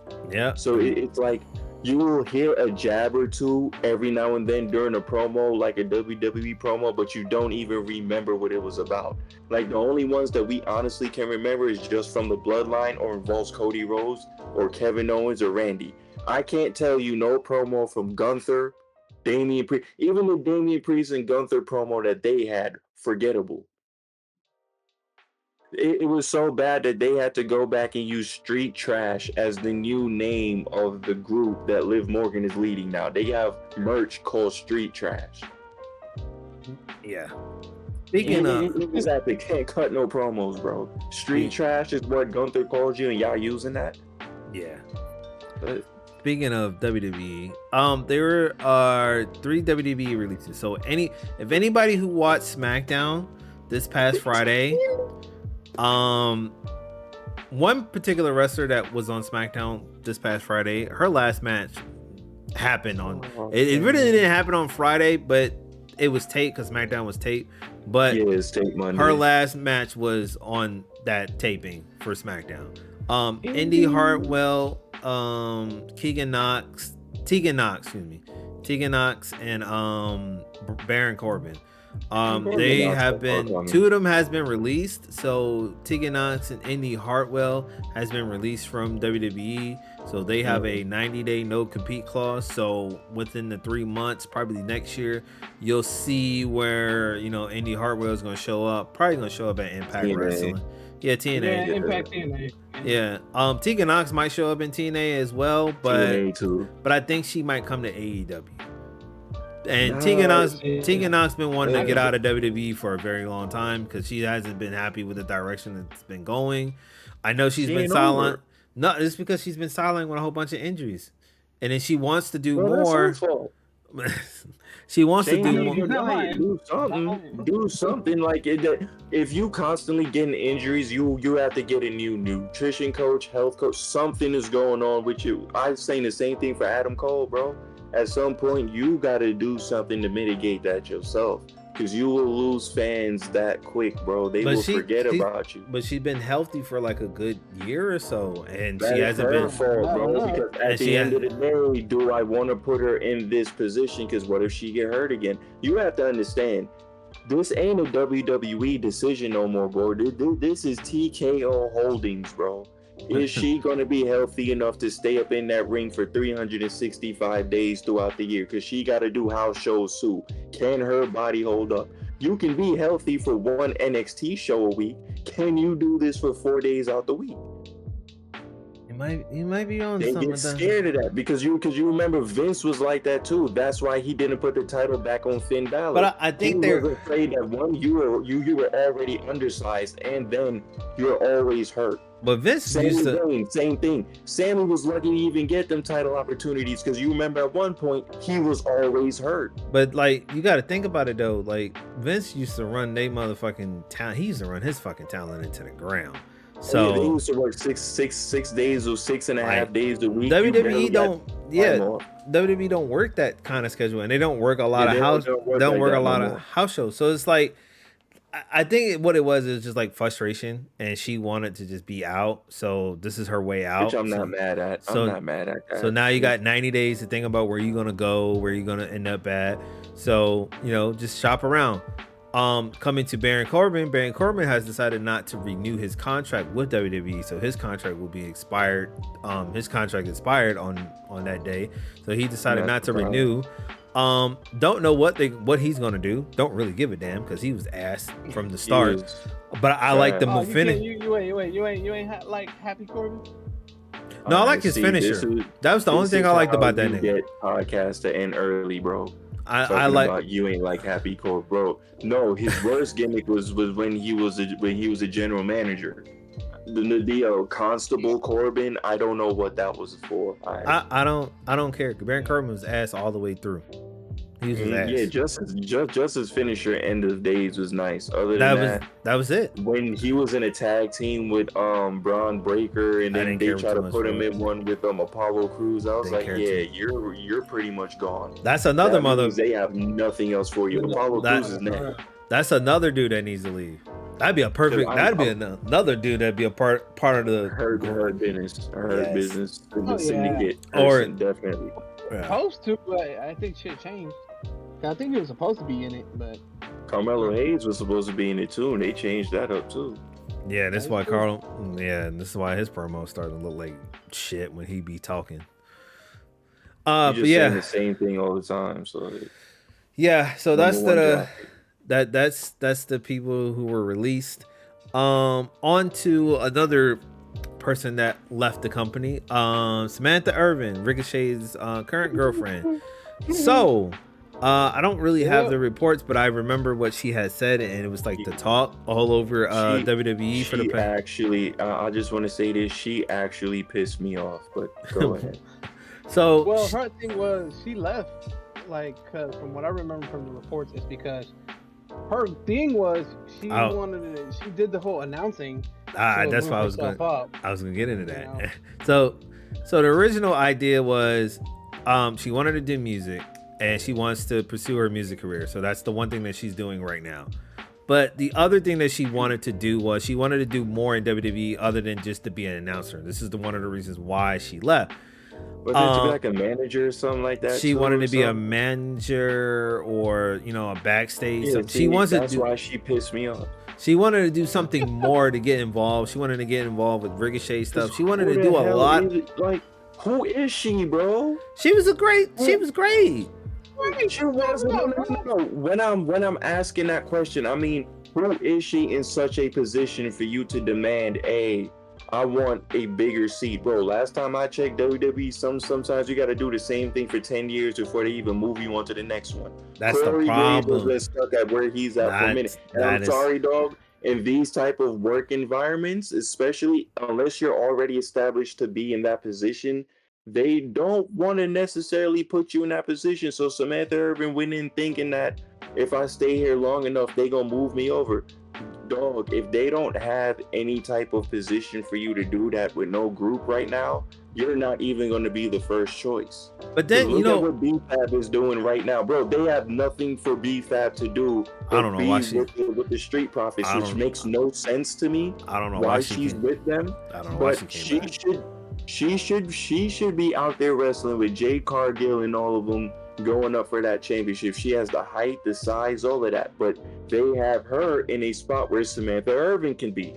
But they don't put her there. And that was the main thing that pissed me off. I was like, Samantha, you have to have the look to do that, right? So unless you're willing to look like a wrestler or look like something to where you're going to be presentable in that position to where it's believable, because you're gonna have to be the talking piece. You're gonna have to be a main piece. Now, hold on. It's different than just announcing a name. Can she do it? Now, hold on. You said you said she gotta look like a. Half of the managers in WWE never look like wrestlers. Women never look like wrestler. Number one is all right. So this is what's gonna have to happen. We talking 2024 right now. She gonna have to take a 3D every now and then. No, she gonna have to take some okay, bumps. okay, taking bumps is okay. So you gonna do that? You okay. gonna do that inside of a dress? Okay, taking bumps is okay. I mean, I wouldn't mind seeing it. You know what I'm saying? So, taking bumps is okay. That's the thing. Taking bumps is okay, but the issue is she doesn't have to be fit. She doesn't have to be Jade Cargill. She doesn't have to be Bianca Belair body type. I'm not saying all of that. I'm saying at least have some in-ring ability. She doesn't have to have nothing in ring. She could just have nothing. Oh, she gotta learn how to take a bump. I'm sorry, bro. She has to learn how to drop off a stunner or two. I'm just saying. Bro, she just learned. You want to see that bitch get hurt, huh? Do it for the fans, bro. This nigga here. Like your man is Ricochet. No. Forget that. If your man is Ricochet, if he can do a backflip, you can do one too. Bruh, no. We gotta take goddamn money. No. If you can jump over the top rope, she can jump over him too. No. Don't be calling yourself Mrs. Irvin like you miss Ricochet and you ain't doing nothing back. Saying no to you, nigga. No. The only thing she can do. Suicide dives. No, the only thing. See, and that's the problem. That's baseball slides underneath the ropes. And this is what we got called Zelina Vega. That's Zelina Vega. And this is what we got, Zelina Vega. I don't want to see Zelina Vega has done nothing when she went into that role of being a fucking wrestler. Now, granted, Andrade left WWE and she had no choice, but still, they need to. Her getting hurt because she ain't got no neck. Anyway, like I said, Samantha Irvin would have been fine as a manager and whatnot, but that was the issue. And I was thinking, like, when don't those like announcers, the commentators, don't they have like a different type of pay than the wrestlers? It's far different. So like you got guaranteed or nothing. It's like set pay. Yeah, you got guaranteed money plus insurance and benefits. You got benefits with that shit. Them wrestlers don't have benefits. They have to come out of pocket. They have to come out of pocket to pay for their own injuries and shit. Granted, WWE finds you the best doctors because they know where to go to get them, and most of these niggas they go to fucking Alabama. But you paying for it. But most of these niggas go to Alabama to get their shit done. So, but you paying for it. But yeah, like I don't know. I don't know why she walked away with that shit. I guess, and then Twitter is just a different fucking. I didn't even watch what Twitter had to say because I knew it was going to be highly inaccurate as to how they were going to feel about it. My thing is this: if that's what she want to do, cool, bro. It's like it probably just turned into one of those things where she had that conversation one more time, and they ultimately just told her no because we don't even have a direction for you right now other than announcing. And she was like, "All right, cool. I'm just gonna go then," because she knew months in advance when they were trying to re-sign her again, and she didn't take what they offered her because she wanted to do more. And at that point, she was like, "I didn't just up and quit. This happened months ago. It was supposed to be renewed, and I didn't like what they wanted me to do. I didn't even want to be an announcer. I just took the job hoping that they would eventually make me a manager or do something more closely involved to the actual matches." So she was involved in that. You know what I'm saying? I love what she added to the whole Cody Rhodes and Roman Reigns story when Cody won, the emotions and all of that. She played that role perfect. I like that. I don't understand. Like, for me personally, you walking away from WWE, like, you got out of all the ring, so financially, I don't think she cares about none of that. No. Out of all the ring announcers, if you weren't Lydia Garcia, if you wasn't Justin Roberts, she came back too. Like, you wasn't Justin Roberts. Out of all the announcers, you were like literally up there with all of them. You got camera time. You got all the, not even camera time. Like, they put you on social media as well. Yeah, she did an interview. Interview with Chris Van Vliet. Her and Kayla Braxton, both of them, they did an interview. Both of them, they don't work at WWE now. Kayla Braxton left a long time ago. Yeah, Kayla left a long time ago. Yeah, but her interaction with Paul Heyman was great. Like they it was were like one of always the funny. best. It was always dope. One of the best things out of there. Like it made her a little bit more of a character in WWE than what she was just announcer, just holding the fucking what's the name. Like that was that's the thing. Like Samantha Irvin stood out. She stood out more than most announcers on WWE. Like listen to them announcers on WWE. Do you think they stand out? Do you see them put a camera on them? Do they post them on social media or anything on them? They can give two fucks about them two niggas that motherfuckers that work on there. They don't talk about them. They don't show them. They there just to do one thing. Samantha Irvin was getting all that look. She was getting the look. Like the wrestlers was like, cause they love what she did. So I was like, I don't know why you walked away from that. You were getting a little bit more than she was getting more than what she was even saying that she was getting. To be honest, she got a lot of TV time. Anytime that camera panned over to that announced table desk, you saw Samantha Irvin right there front and center, bro. You'll see her. Anytime certain superstars were being introduced, you heard that soul come up out of her, bro. She was using nicknames, how many times it was champ, all of that. She got I don't know what she was looking for. She got I really don't. What was it? Summer? Which one of them pay-per-views they did? No, it was SummerSlam. She got to sing the Star Spangled Banner. Like, come on. Like, this is what I'm saying. I don't know what she wants. I don't know what she looking for. Then. She young, man. She young. This is problem with the young. You know what? She gonna have the same story as Maven. I don't know if y'all been watching Maven's interviews lately. He has one right now on DJ Vlad where he's talking about all of his regrets, and he said that when he decided to go work for HSN and all these other places when he was younger because he felt like they were better moves for him, he absolutely regrets it. He would have went back to the WWE when they offered him his new contract, and he turned it down. But see, now he's saying at this point, I would have still been wrestling if I could go back and do it. Now, here's the thing. I get Maven, but Maven was working up under Vince. This is Maven Triple H. Yeah, Triple H and TKO and The Rock. Like, okay, Samantha Irvin is leaving. Blase. She said from like a career aspect, not even like who you were under. Just why would you do something to walk away from a profession that you love the profession, obviously. Bro, just stick to they already took you out of the role of just being an announcer, bro. They were letting you do anything else you wanted to do, but you just couldn't be a manager yet. But thing was, like, she's young, she didn't know no better. So when she comes back, if she comes back, no, she's definitely coming back. She's coming. She's gonna come back. WWE is gonna welcome her back with open arms. And the first person who's gonna.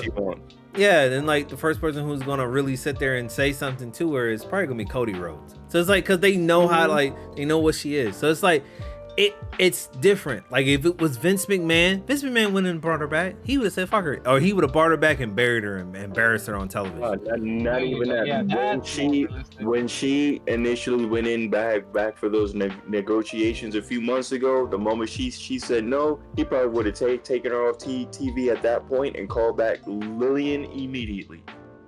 He would have been taking her off TV. You want to let her stay this long? Vince, nigga, please. You ain't about to be loyal, get your ass on. Exactly. That's Vince McMahon for you, bro. That's Vince. And doesn't Vince have a new company now? Speaking of, doesn't he have a new entertainment company? It's not wrestling, but it's just like movies and stuff like that. Yeah, he's working on one that involves him. Yeah, he just can't stay away, bro. Movie. Because, bro, like, look, at the end of the day, even all his bullshit. Well, yeah, that too. But even just that bullshit aside, or I can't even say bullshit, but all that allegations that he has going on, money is money, and when you're a hustler, man, whether you like the motherfucker or not, he's gonna make his way to go ahead and make that money, and that's the thing. Like, it's like, yo, what you gonna do? You gonna just sit on your ass and just die? And watch your company grow because it's not involving you anymore? Might have to, but I don't know who's gonna work with him. I don't know who's gonna take that risk to put their stuff on his platform. Yeah, he's a hell of a draw, but with all that going on right now, and then them deals don't even go into effect immediately. It takes like a good year before you even see something culminate from whatever he's trying to do. So hopefully they just allegations and nothing else, because some of them be sounding wild.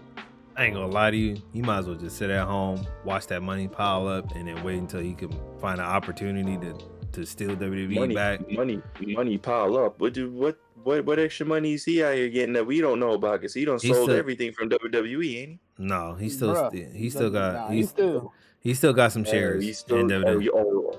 That's all he needs. He's straight. That's all. So like I said, it's like he can watch his money pile up, and then it's like, hey, I want to make an offer, and then blah blah blah, and they can still WWE back.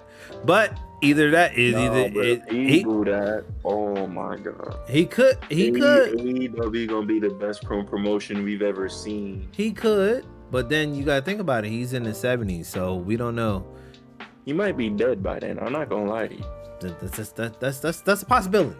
That is a big possibility. It's a very good possibility because I don't think TKO is gonna let go of this, bro. Because they're taking it so serious to where they have pay-per-view starting earlier now, so everybody could go watch the UFC fight afterwards. So they're trying to get these schedules aligned up and everything. So TKO, I don't think they planning on letting this go no time soon. That's a lot of money they bringing in. Pretty much. I'm gonna give me a quick drink. So excuse me, guys, real quick. I was gonna move on to the next topic. Oh, don't worry. I know. I'll be right back. Trust me. I got some shit to say on that one. Yeah. So while we wait on him getting something to drink, yeah. Other than that, I think that was like that was it for the wrestling for right now. Just a little quick segue into a topic we normally don't touch on. But Bronny James is trash. All right. Matter of fact, he needs G League. Matter of fact, let's before we can touch on that while he's gone. Yeah, we can definitely do that. So how do you feel about your Lakers is doing fine? Yeah, they're doing fine because Darvin Ham gone. So as the season, from what I'm looking at, there are certain teams that are having a great start, decent start, and then there are certain teams that are not having a start that they shouldn't be. I'm gonna touch on the Bucks and the fucking Sixers. Now Sixers, ride with the Sixers. Sixers don't have Joel Embiid, and I think they don't have, and they have no Paul George, which is that's great. The Bucks, on the other hand, are having a terrible start. I mean, I think we can pretty much figure out if you put Doc Rivers and Darvin Ham as your coaches. Darvin Ham is on that. Coaching. Darvin Ham is the assistant coach. Oh hell no! That should tell you, bro. When I tell you, watch their fourth quarter defense. It's the same thing that the Lakers were doing. Bro, they be turning around, leaving two people open because you got all five people on one side of the court. I'm telling you, Darvin Ham does not need to be doing anything related to basketball anymore. So the question is, where would Damian Lillard go? Miami. I don't even think he would even be going there anymore because Jimmy is in talks of being traded and all type of stuff. So Miami got its own stuff going on from those rumor mills. So Damian's stuck where he at.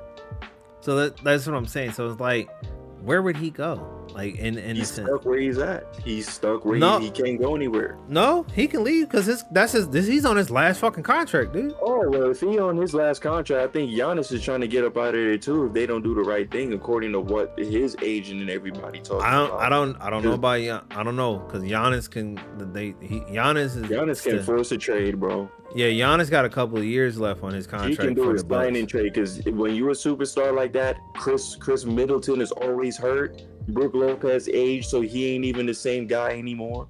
Dame is the only other person that can do something. Our whole bench depth got traded, so we don't even have a bench anymore. Fourth quarter hits, we can shoot lights out, but who's what are we doing? They don't have anything in the fourth quarter, bro. The fourth quarter always comes down to a last shot. They put it in Dame's hand and he don't hit it. I'm not gonna, like I was saying, like where would he gonna go? And I felt like when he went to the Bucks, I knew for a fact he's not gonna stay there that long. Hell no. It's They- nothing in Milwaukee like, for and me. he was just Unless you get drafted there, nah. You ain't He going was- from Portland to then playing Milwaukee. Hell like no. you sitting there and you're doing all of this and you're like answering questions and you're ducking the answer. Are you gonna stay and all that? And it's literally that's gonna be the question he's of not. this whole He year. gonna try Are and you? hit you with the Kyrie Irving?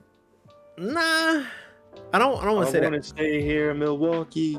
I love Milwaukee. Next thing you know, he signed with the Orlando Magic.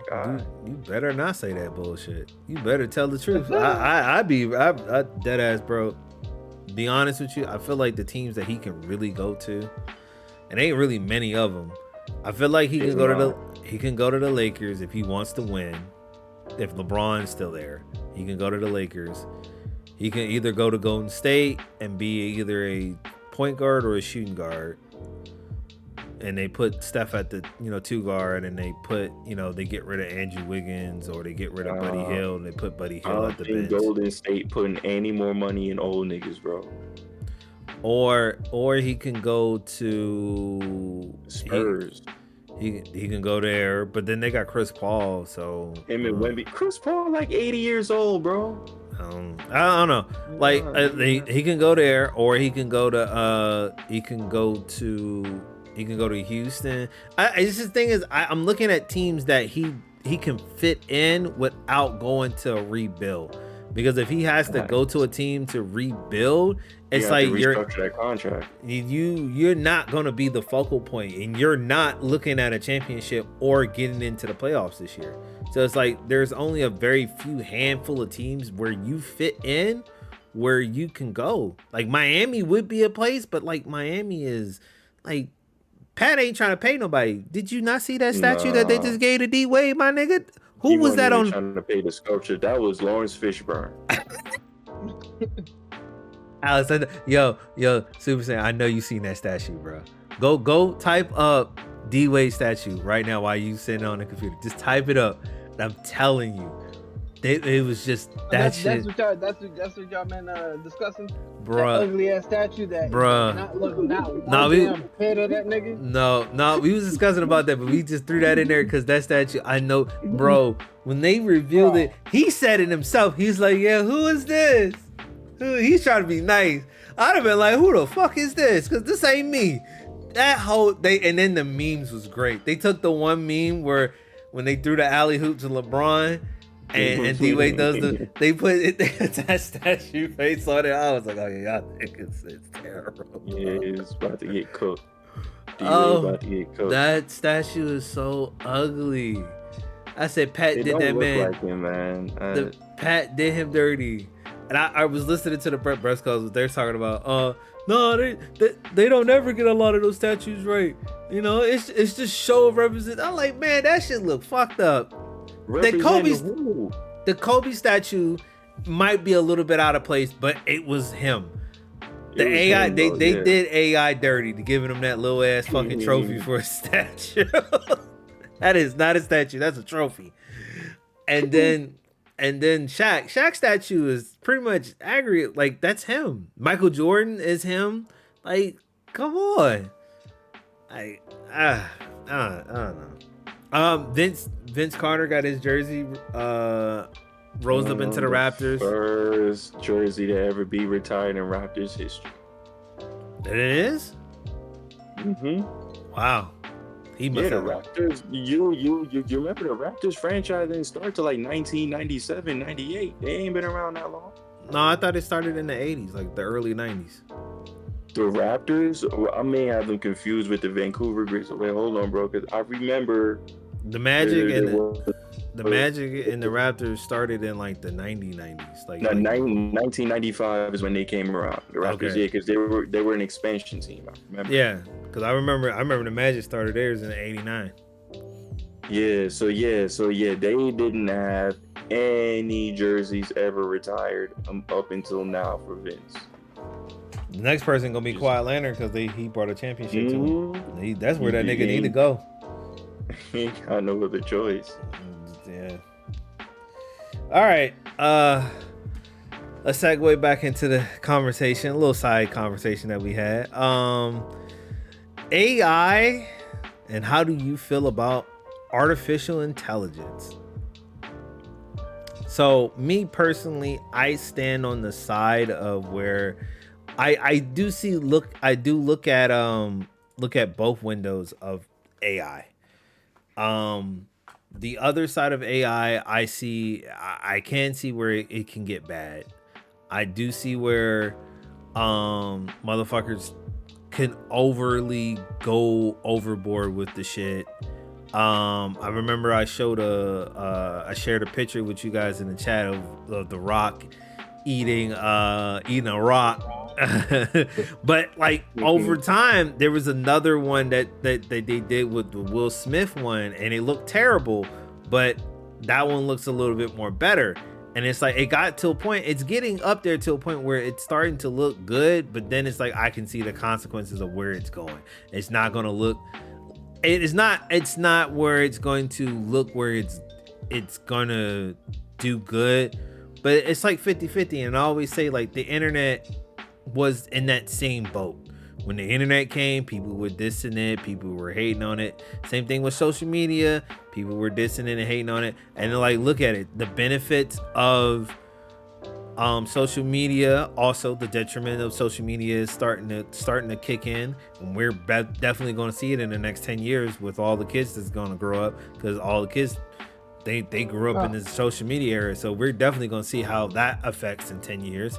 Because like, look at us, like our effect of how like most of us can't live without internet, and that's the effect of us growing up with it in the 10 years. Like you can sit there and say you can, but like, bro, if you was born in the 90s and like past 85, you cannot you can't survive without the internet, bro. Technology is at a point where you can survive without social media, but the internet itself and how, yeah, you can't survive without that shit. Like the old people in the 70s and the 60s, yeah, they can survive without that, because wasn't nothing around when they were around at that age. Us, we grew up in this internet era. We grew up in it. I say between, bro. We're like, I say for the 2000 kids and above, they definitely. Like, No, they were for us. No, I'm saying for us, like us 90s kids and 80 kids. It's a little bit different. Like some do, some don't. No, it's exactly.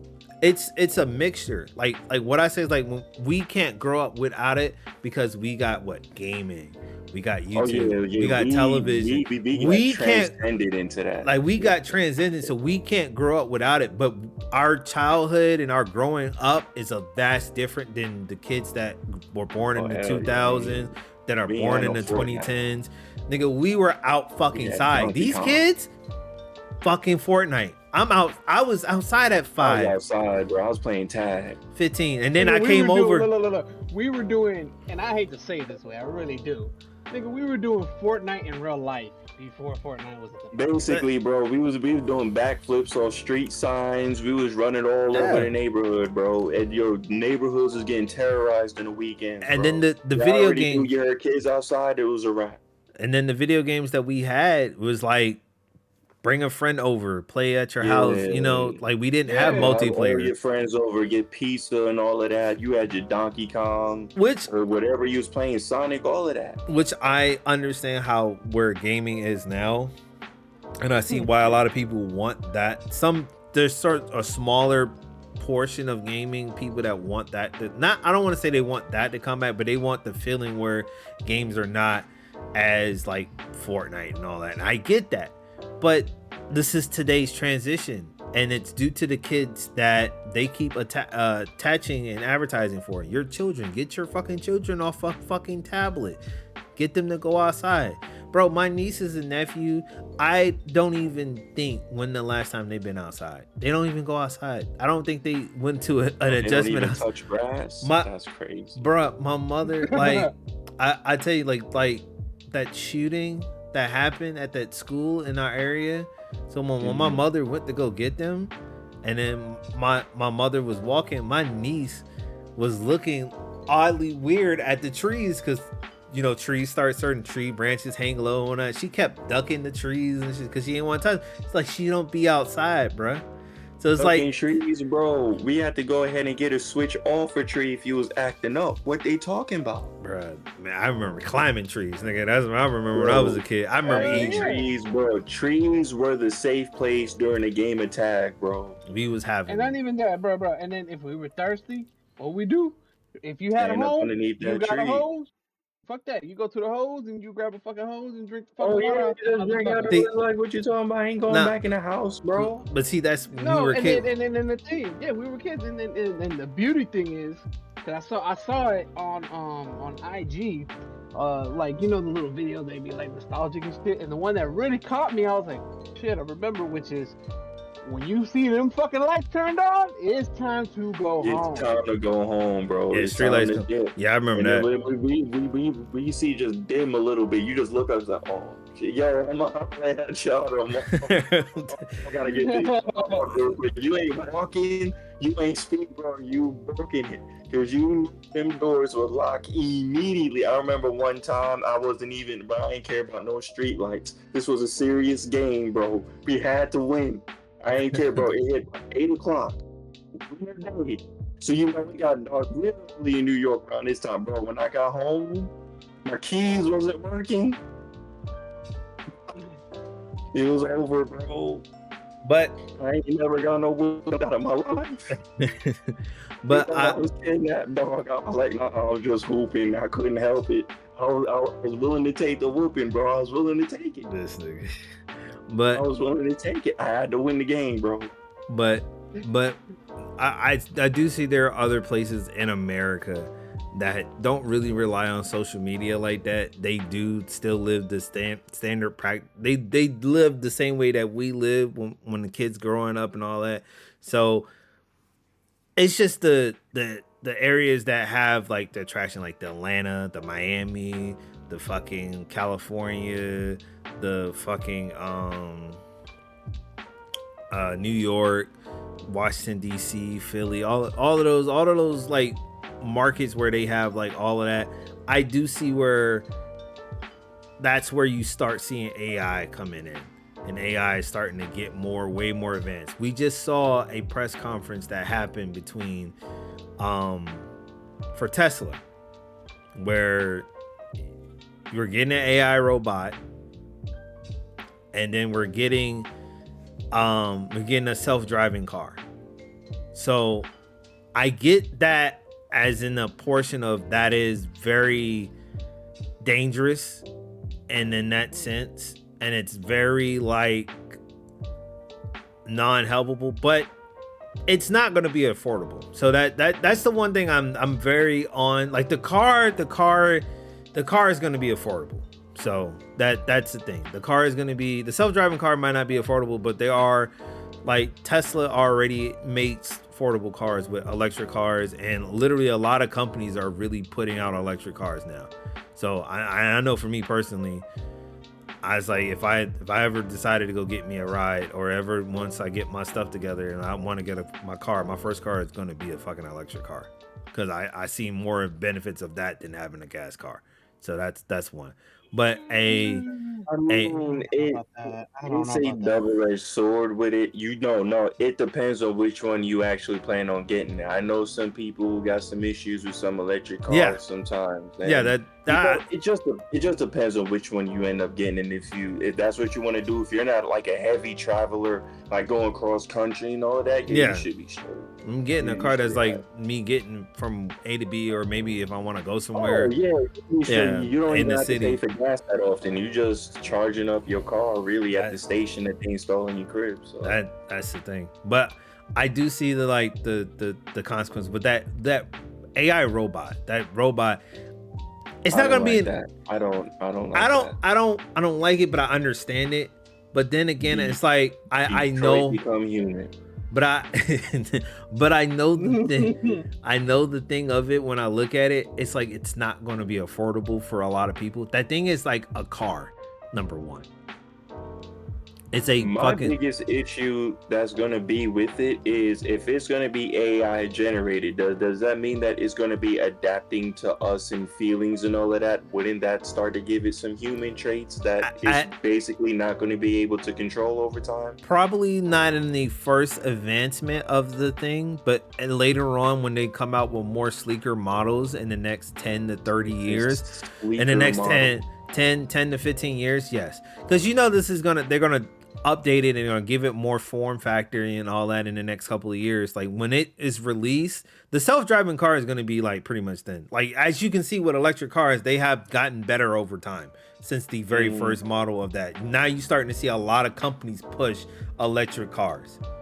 Like a lot of them. Like Chevy got one, fucking Ford got one. Yeah, Kia, all of their major cars, like car. I see Chargers, Camaros, all of that all going electric now. Now, I'm not even gonna lie. Now, I seen those concepts. Those were concepts before. Like they've been concepts for like the past 2-3 years now. They're just now coming into the fold as mass marketing. So if we get to see electric Chargers coming out soon, that's a concept design that they've been showing off. If it's that design that looks like a Challenger mixed hybrid, that's a concept design that's a concept design. Now that doesn't mean it's not gonna come, but it's a concept design right now. But we starting to see like the luxury brands like what is it, what's the company? Rolls Royce. Rolls Royce got an electric car, which is like, it look. Do have one, yeah. Yeah, Rolls Royce got an electric car. I think like all the like the bigger everybody's getting an electric car, dude. So it's like in the next couple of years, you're going to see companies start to dive into that.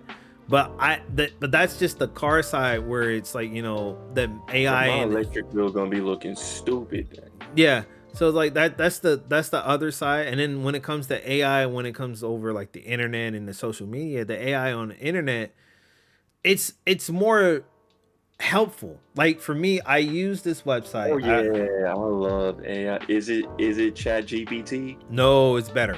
Okay. It's called Perplexity. I've heard of that. Perplexity. I use this thing is great. I've been using it. I be at work most of the time when I'm not doing nothing, and I use it all the time. I just ask it questions and I prompt it, and I give me this, give me that. It gives me pretty much everything that I'm asking for, and it's like the free version. So it's doing a lot on a free version tip, and then the fucking the pro version is like way more better. And then like recently I've been like, when I go through my Instagram, I see a lot of AI art. Some AI arts that I see, like they look cool to a point where it's like, man, this look like something that can conceptually be drawn into like a next video game, like a cool monster character or some shit. But I also see the other side of AI where motherfuckers can take advantage of people, fool people, finesse people, but that's just people. That's not the AI itself. It's people. People do that. They put that shit in there. So and that's the same thing with social media. Responsibility thing. Yeah. And that's the same shit with social media. People like it's all on us humans that have to put that in there.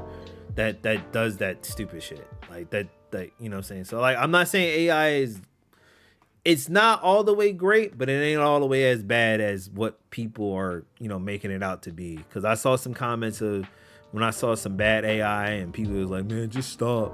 This is getting a little creepy. And I do see a lot of certain things that I saw and I was like, yeah, that kind of looking a little creepy. Like that looks creepy. Like, so there's certain things that need to stop and there's certain things that needs to, be improved. It's just, it's a give or take. That's all it is. It's a give or take. So really? I always felt like it's the same thing with like Hollywood directors. Like you have AI, but every use for it is a little bit different. It comes with the responsibility of the person. However, I just feel like everybody having access to it can be a problem. For example, let's say you have a problem with somebody, right? Someone who can make AI. Let's say I'm trying to get you locked up. I can make a whole AI scene of placing you at a crime that you was probably never even at. and there's no glitches, no nothing. It looks all legit. Now you have to sit in court and pay court fees to prove that that never happened because of AI. Again, like you said, it comes down to the people. But we all should not have that much access to it, bro. And I ain't mad at you. Listen, I use ChatGPT. Listen, I use it for a lot of things, bro. When I be needing ideas or scripts or certain things, yeah, it's dope. I love it for that. But my problem with AI is when it comes down to video editing and picture editing, the deep fake stuff. That's where it can be a problem, bro. Because imagine you seeing something of somebody that you know and you can't even tell if it's real or not. And I think that is a thing that I do have a great I do have that same issue with, because like say for because they did it with I think they did it with Joe Biden with his voice. They AI his voice, have him say something wild. They did it with a I think it was like a teacher or something at a school. He said something very vulgar about fucking black people and shit, and it like 9 times out of 10 it's like, I remember that. Yeah, and it's like, and it's getting to a point where you can't really trust it because you don't know what it is. Also, I heard another thing where someone called and it uses their they use one of their like somebody was trying to get money out of this lady, and he used their daughter's voice as like she got so and she was upstairs the whole time, bro. Yeah, so it's like I get to that point where I understand where AI is a vast problem, and that's where like cybersecurity is people, bro. It falls on the people, and not just the technology. It just falls on the people, and like you said, everybody shouldn't really have access to it. But then it's like, it's the same thing with the gun, bro. Not everybody should have access to it, but people got them. Exactly. So what is your takes on AI? See what you're saying? Because I know you had a lot to say about it. Yeah, he was just letting us get it up all about the way. That's why he ain't saying nothing. Yeah. Of course. You know, let it all out of your chest. So, you know, hold on. I feel like this is appropriate because of what I have to say.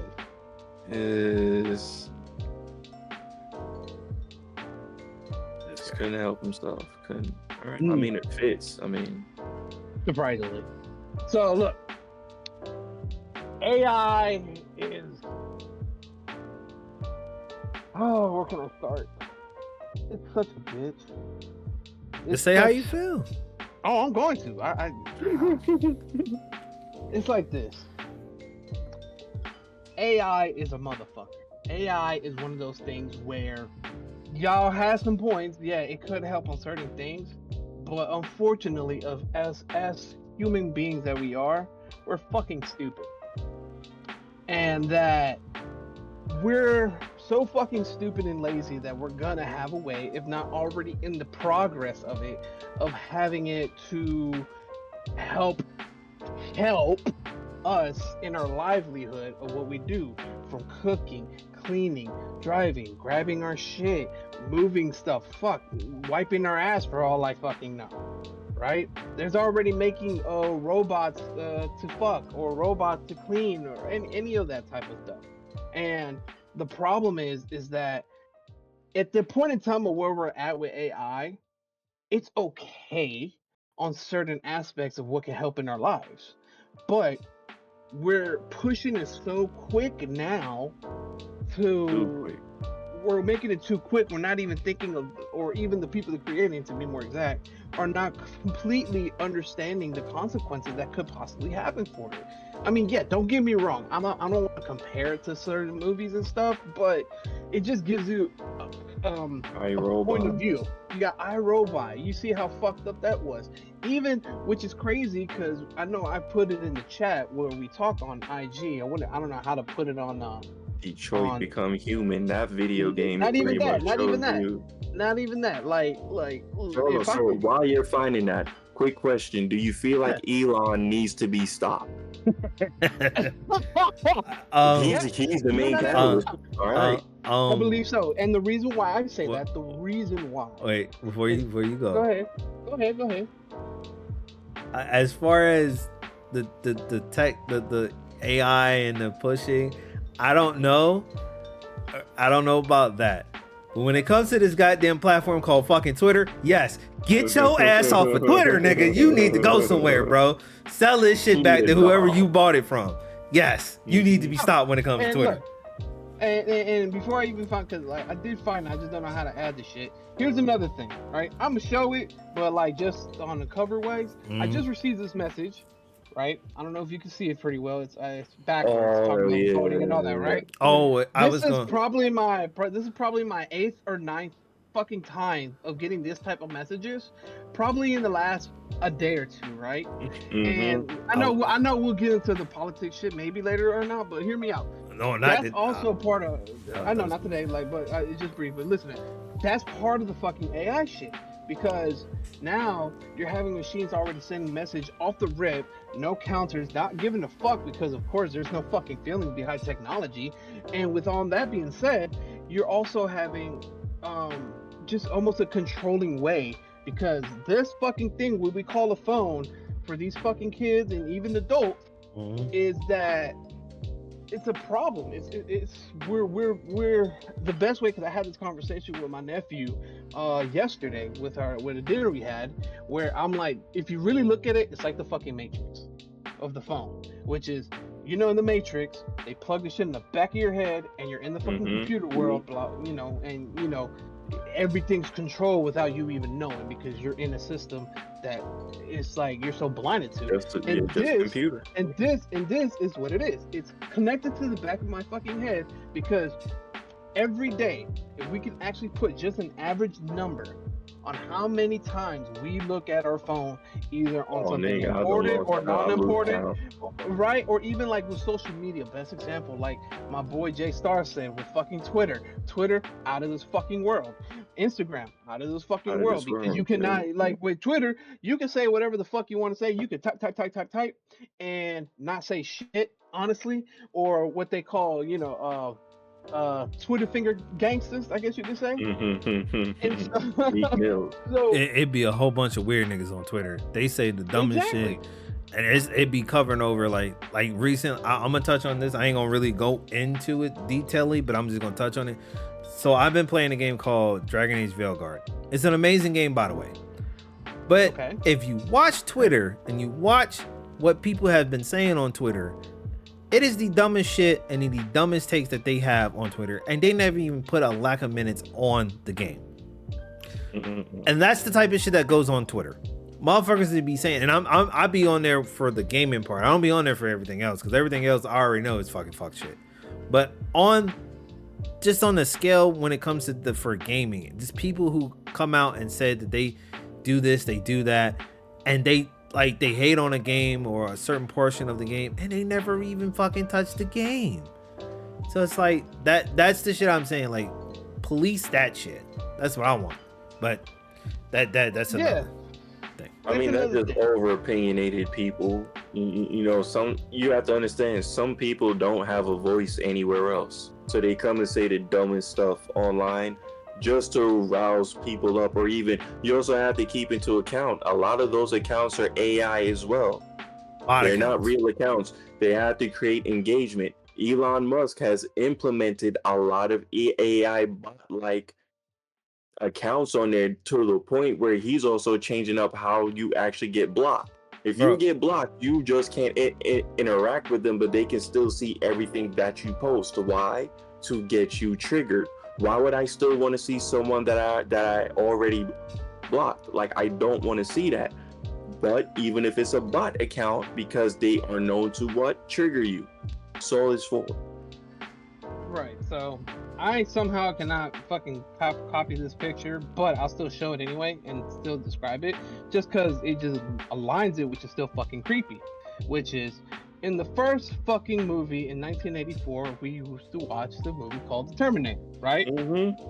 Dope movie, by the way. Dope movie, great movie. The year is 1984. That's when the movie came out. That's when it's based. Homegirl was like, look, I'm not stupid. They can't make things like that yet. When she's talking about Terminators, the robot. Homeboy's like, not yet. Remember, Homeboy is from the future. He's like, not yet, not about 40 years. 40 years.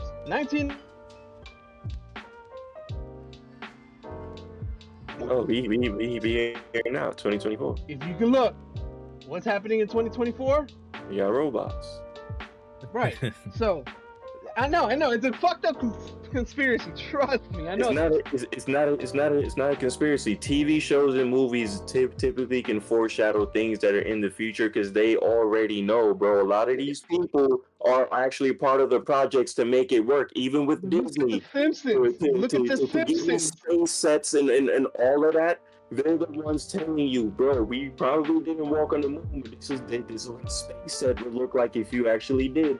Like, these things aren't just conspiracies. They use these same people who give you movies in these same places because they already know what it's going to look like. But it may not look like that terrifying thing you see in the movie, but they're telling you you're going to get robots. Cars should be flying by now. They're going to fly eventually, bro, because now we're going into electric. You don't need gas anymore. Before you know it, you're just going to be flying off electricity because gas costs way too much to fly, bro. But the average human can't do that. The thing is, if we go by the movie centric, then the cars that we got today. I'm not using the movies like that. No, I'm not you using it per se. Not you, but I'm just saying, like, people that do use it and think that that's what it is. If that was the case, then people from the fucking 40s and the fucking 30s, when the future came in, our cars does not look nothing like what it look like now. Our cars should have looked like. No. Like back then, it's not gonna be 1,000% accurate. Right, like, look, an example would be there are people that believe that it was supposed to look like what it like this. What 2024 is supposed to look like. It's supposed to look like this, and some form of fashion. Yeah, because like in the next 5 more years, maybe 10 more years, we'll be hitting the mark when iRobot was based on, which I think was like 2035 or some shit like that, 2037. Damn. And yeah, like, dude, if you're really looking at it, it's like, what the fuck, bro? And it's crazy. So going back to my little rant on this shit is that, like I said, do I look at AI as a horrible thing? It's not as horrible, but it can potentially be horrible. There. Right. Now, there are other aspects that can work, like using technology for movies, right? Or better yet, even video games, because even on another chat that I sent to y'all, earlier today, I want to say it was, or not yesterday, like, and I know y'all might have seen it on YouTube that has been promoting here and there. Now they're using it on, like, for cutscenes, like Grand Theft Auto San Andreas came out 20 years ago. Oh yeah. You know, I see game 20 years ago, it kind of looks like shit. Still plays wonderful, great game of all time, right? But they look at on these TVs.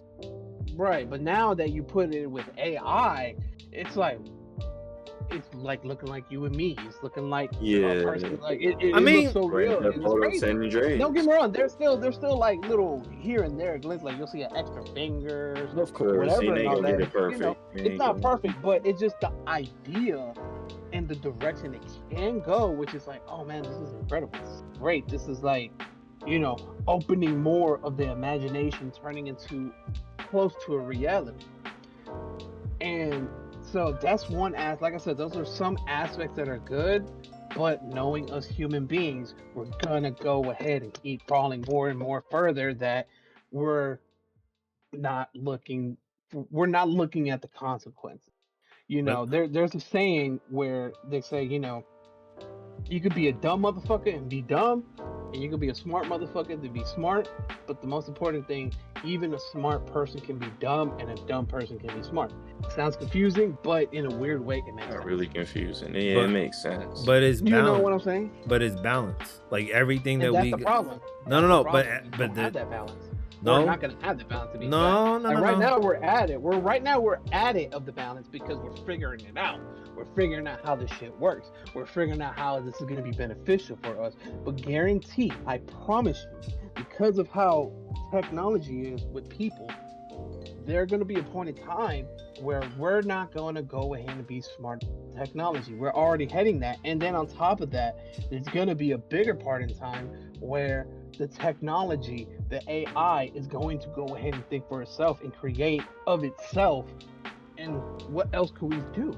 I mean, hopefully in our lifetime we don't have to see that shit, but seeing how rapidly technology is, which is fucking insane, it's like, okay, But how could we keep this going, evolving, but at the same time protect our livelihood from fucking up? To be honestly, all right, so let me ask you this: do you believe and do you feel with the inception of the internet since it came out and well, since it really ramped up, and let's start it from like I say 2000. 2005. No, we started from 2000. Okay. 2000 all the way up until now. Do you feel like we have a equal amount of balance when it comes to the internet, social media, and everything all put together?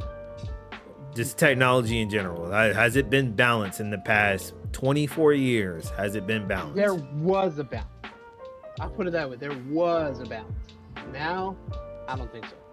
And my point of view for it is because everyone, and I mean every single one, is on the internet. Every single person, old, young, middle age, don't matter. We have to understand that our lives are not private. Our informations are not private, and that's because the internet is so simple. If I knew the exact directions to go with by using a website, Mhm. I'll go ahead and look up your information if I wanted to. I wouldn't even be surprised if motherfuckers are already looking at it, but we're so used to it or comfortable, to say the least, that we're not even worried about it. Why you think? I'm pretty sure you might have seen it um on either ads or even on the news, watching, even on scrolling on the phone, which is, you always hear identity theft. Identity theft wasn't so humongous until the internet really came out, if you really Yeah, think because about it. it's easy because you also have to understand, even when you sign up for them little websites that you only use one time, they sell all your information, especially to the dark web. So best believe if you look up your info right now, if your family members were ever married to anybody, you will see them underneath your profile just for being associated to them. So now You not know, only is your identity getting stolen, everybody else is potentially going to get jacked too because they got everything about you. And that's for everybody, bro. That can happen you, to you at any given time. I got a theory on that. You know, because you don't see that no more. That What? You, identity theft. You don't see that more. shit. I don't Oh, see no, no, Not that no, that no, you no, no no, don't. no, no, no, no, no, no. You don't hear about it in abundance, but if you know what a CPN is, the people that they target aren't young people. They're older people. They don't even know how to even report it correctly. Oh, talking Tell about you for right people who now, I worked at a life insurance place before, and I also worked at a 401k place before. Anytime somebody called in because their identity was stolen or something, they were all 75 and older. Why? They would respond to random text messages that they wouldn't know about. An email would look for familiar to them, but it wouldn't be from the right place. So they click on it anyway, entering all their info, and then that's gone. wow. They go on all Because these random places. Us yep, young people, we know better because like, oh, now that's exactly. spam. I ain't gonna deal with that. Old people aren't really taught on what to do when they get it. Even when I worked at Apple, they would call in and be like, "Hey, I think I made a mistake. Something looked like it came from y'all, but I clicked on it. I Yeah, don't I really go. know. My phone been acting funny since, and I think my information got stolen because I'm seeing that I'm signing up for stuff I don't know about." That when we verify, we're like, "Nah, we never sent you anything." Now they gotta go call the police and get everything else done for them because they simply just didn't know better. So the people who are getting ripped off aren't young people. It's all the old people. The CPN thing is when they steal their whole social, their whole identity, and they sell it to somebody young so they can buy a house, buy a car, but it doesn't fall underneath their name. So it's a lot of weird stuff going on, but it's not even identity theft anymore. This is just full on blown just theft. I mean, This is but this. Honestly, I like from what I see, I don't see it. Maybe it's because from my per thing, I always control my shit. I control what I look at. I control what Oh yeah, I because look, because yeah. what I because watch. because you because But you know but but better. but the thing is, you control, which is fine. That's perfectly fine. That's perfectly good to a certain extent. Without No, you even knowing. No, no, no, no. Right now, that's what you're saying, right? But in all honesty, not really. Like, you have just a certain bar, I guess you could say, or certain stuff that you control in your mind, in your view, in your vision. You like, I don't know, I control everything. I control what I see, I control what I do, I control what I touch. And it's perfectly fine on that. So you're not, you know, you're not being targeted, but you're still on the radar, but not seen as much versus, another person who, you know, No, just goes everywhere. I'm gonna give you a You get what prime I'm saying? example. I give you a Please. prime. So when I say I control it, now I don't have it to where it doesn't I escape know me. what you mean. It doesn't Hold on, escape. I I want to get hear what it. you're saying. I don't. It doesn't escape me, and like from the fact that I can be targeted, because I get people hitting me up in my DMs all the goddamn time because Yeah, of it's annoying shit. from my fucking Instagram. Because my Instagram is a mix of gaming, cool stuff, just Nasty. average ass, and just like home shit, right? So like people who can get in, no. so people who can get in my actual DMs is like women. So when women come in, they follow me or they like a picture or whatever, and I check. I get to the point where like I start like for an average person, if I didn't know no better, I probably would just look at it. Oh, she got a couple of pictures. I follow back. And then, say, if they hit me up, then I'm like, oh, okay, let's have a conversation.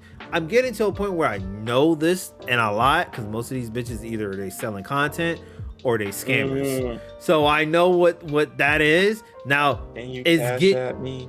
it's getting to a point where they're starting to become clever, where they be like, oh, if you do this, this and that. Like this recent chick that hit me up, and she was telling me, she was like, if you do I guess was like something about $100, she was trying to and sell me on a business thing, like a pyramid scheme type shit. And I was like, but when I told her that I don't want that and I didn't want none of that, and then she was like, oh, I'm gonna be honest with you, I'm not none of these other people. I was like, bro, you being honest and you're explaining to me what you're about to do and what you're telling me, you're coming off as the same other people that come in my damn DMs asking me to do stupid shit all the time. So I'm from 1990. So I know better. My father taught me very well on not to trust a whole lot of people. So, and see what it is. So I pick up on this bullshit on all over the internet. This is how people get caught by that shit. They get caught by that shit a lot. I have had people follow me with fake accounts due to the attractions that I look at. They follow me with fake accounts and I look at them and everything. And I'm like, okay. But what I have done lately in the past couple of years is I check their account and see if their account has been old or has it been new. If it's recent in the past couple of years, that means that account may be fake or the account has been changed. It's one of the two. So I know for a fact that I don't trust it all the way. Okay. So if I follow that account, I'm following it off the fact that your pictures look decent. You got a link in the bio where it's like, okay, it takes me to something else that's actually legit. So I'm like, all right, cool. You got something that is actually legit shit. So I'm like, all right, I'll follow it then. So like most women, when they follow me and they trying to sell me, content, I'm like, okay, let me see if you got a link. You got a link to OnlyFans? Oh, okay. Or to a fans only? Oh, okay. You're legit. But if you ain't got no link and you just randomly follow me, I'm not following you back. I'm not doing none of that. And then the ones that they follow me and they ain't got no goddamn their account's private, you're not gonna follow back either. Because I'm not requesting nothing. Or you have zero pictures and zero stories. I already know that's a fucking fake account. So it's like, you not getting me with that shit. I don't fall for it. But I do see like the chicks that I follow on Instagram that don't follow me back, like certain, content creators or whatever, they post up, they post it in their stories all the time. This is a fake account. This is a fake account. I be understanding. And when I go through it, I went into one of these accounts that were fake that followed. And I followed back and I looked under and I see just the list of niggas that was following this fake account. And it's like, it's a lot of dudes that really fall for this shit. And I'd be like, man, y'all really sad. I mean, but that's the thing though. You gotta understand, even though, yeah, it is sad, and even to the, I don't like using the word too much, but pathetic for people. You gotta still understand that people, no, hear me out. People still have those type of feelings where they still, niggas be lonely, or even women be lonely.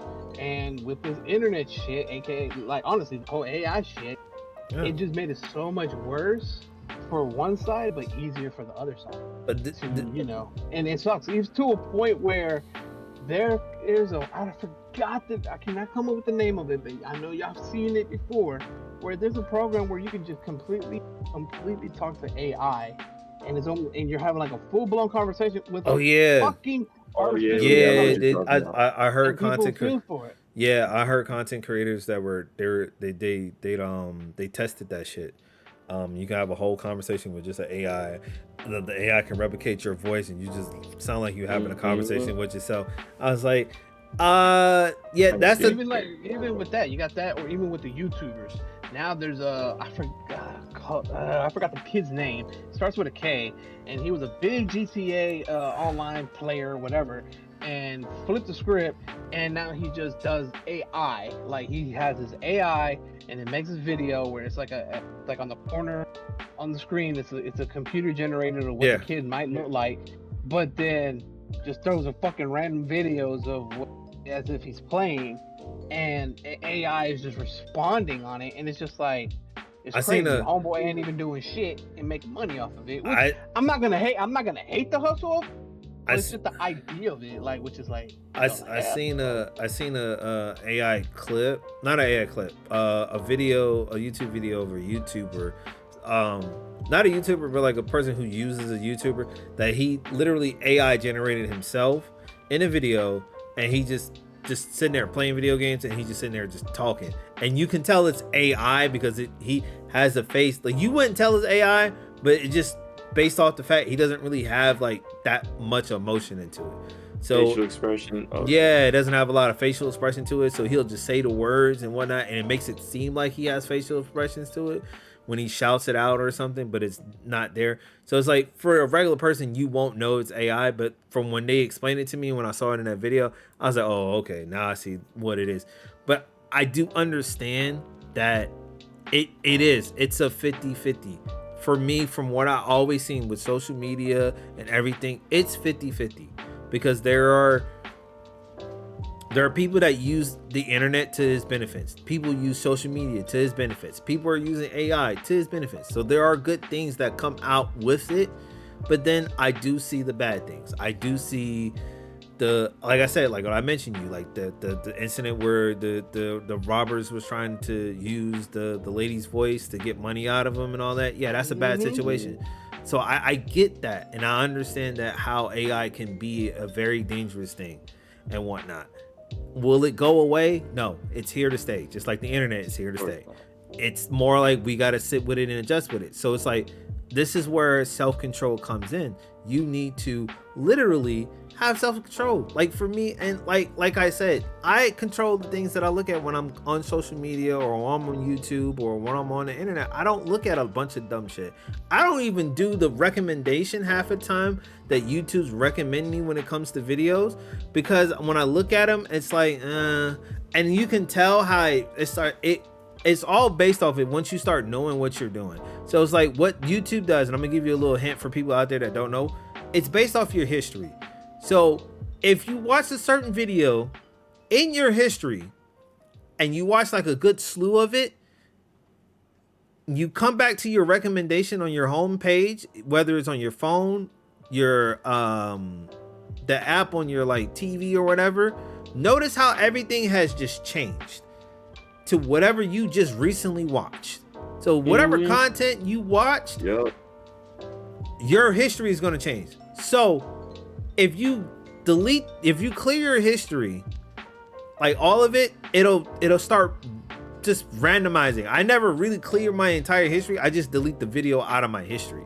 So if I delete the video out of my history, then the recommendation will show up and it'll go back to, somewhat kind of normal. You'll still see the same video that you recently watched here and there, but it'll go back to normalcy. And trust me, you won't see those videos anymore. Like I watched a video one day. I watched like a handful of videos on like the gangs and like shit in like the most dangerous place in the state of America, where they give me like the list of where places that you don't want to go, hoods did you want to go, the worst cities in the hood, and this is like tailored to like black people, and so like the urban community, us like niggas and shit, is tailored to us. And I was watching like a slew of them. It was just this YouTuber and shit, and I was watching a slew of those videos, and then the algorithm decided to give me a bunch of other videos of different content creators that cover the same fucking shit. The same thing, bro. So and No, then my biggest mistake was I watched that little Woody thing, that 20 versus 1, because he was saying some funny stuff in there. there you Tell go. me why all of my recommended videos were of little teenagers, 21-year-olds doing the same thing with different people. There you go. I'm like, bro, I just wanted to watch this one thing.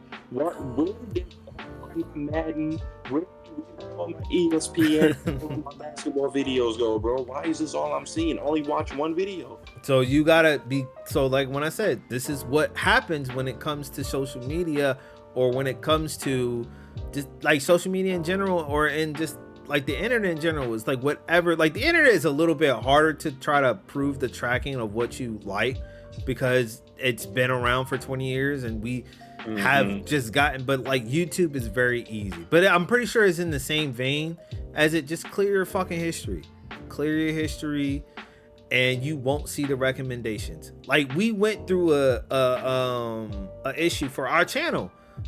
So we log into our channel on the user end. I never watched any videos on that channel day in my life. None of us uses it. I ain't watched no video. We just upload our videos up onto our Theory Disclaimer channel.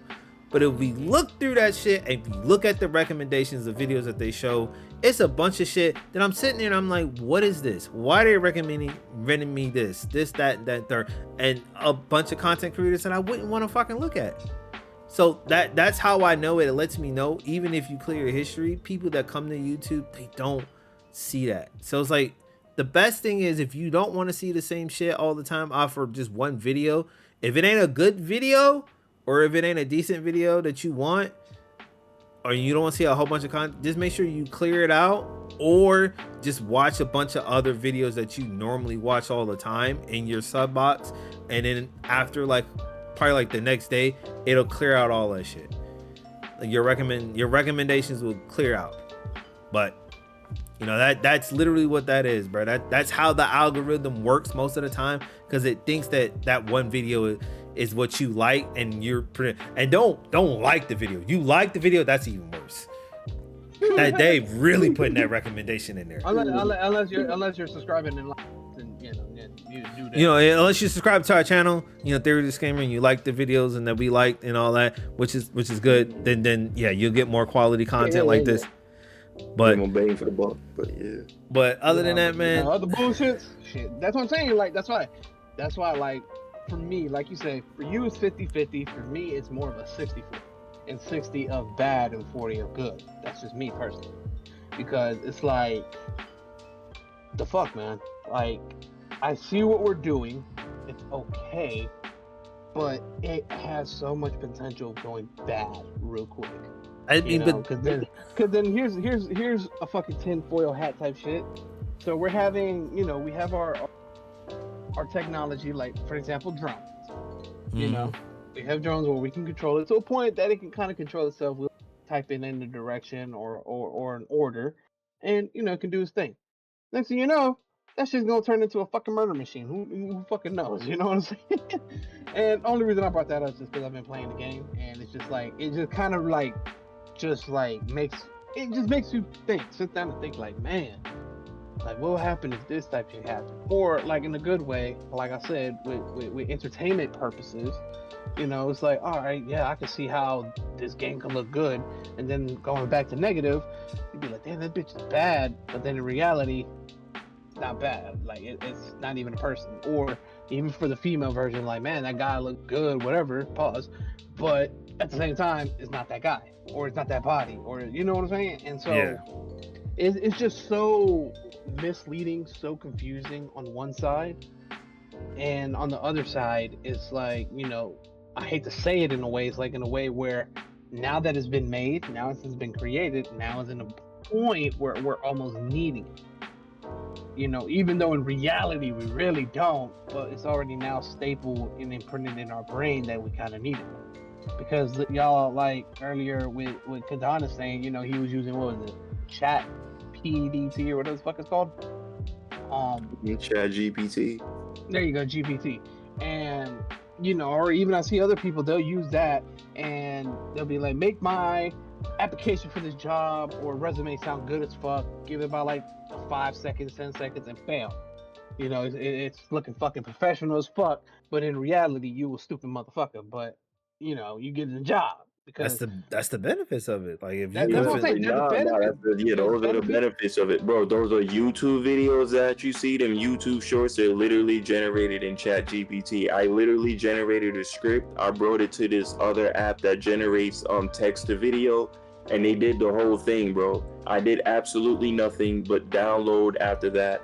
And I was like, bro, this is what y'all be doing. And I'm thinking y'all sitting in here writing up y'all own scripts, and nah, bro.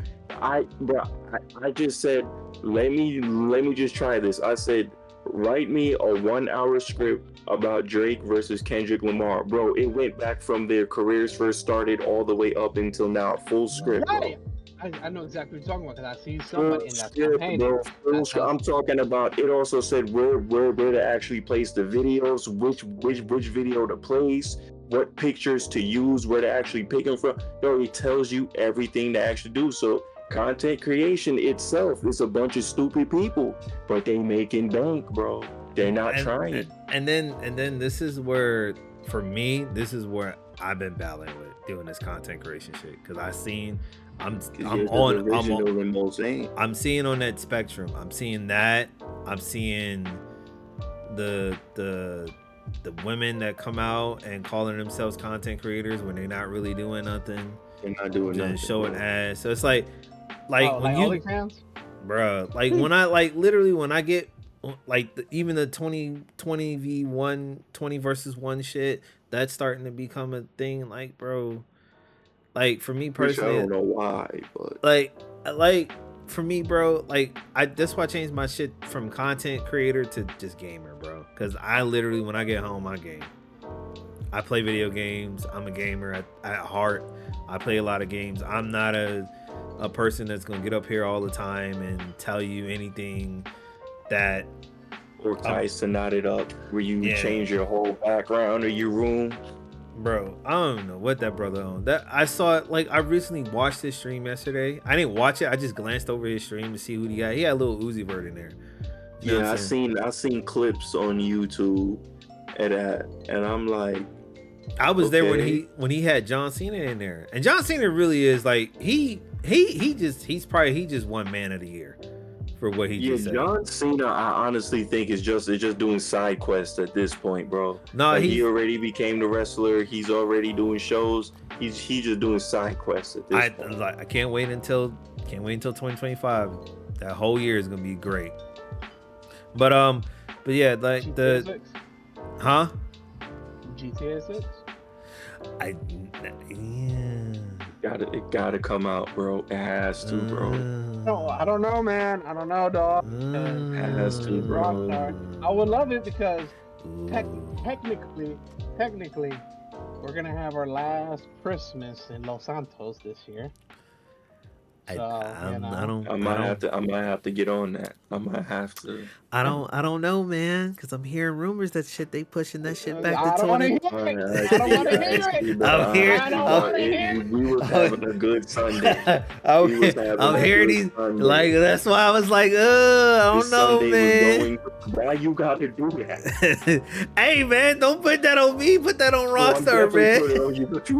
We're definitely putting it on you because look, you already started my like. Hello, heard a rumor. Yeah. Your light went out. That's what happened. No. That's crazy. Yeah, power out. You need some quarters. Oh, okay. How about that?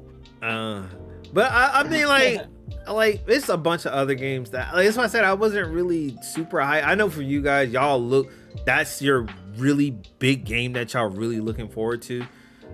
This year. I mean, it's a big game, but it wasn't really something I was looking forward to too much. I knew this shit's been in development for a very long time due to the fact that they've been all the content that we were supposed to get for GTA 5 has turned into GTA Online. So it's like, it's literally like, whenever this shit comes out, it comes out. Y'all dropped the trailer and yada yada yada. So it's like when it comes out, I'll play it. I know for a fact, but am I like, oh my god, I'm living for this game? No, it's plenty of other games. So let me ask you this.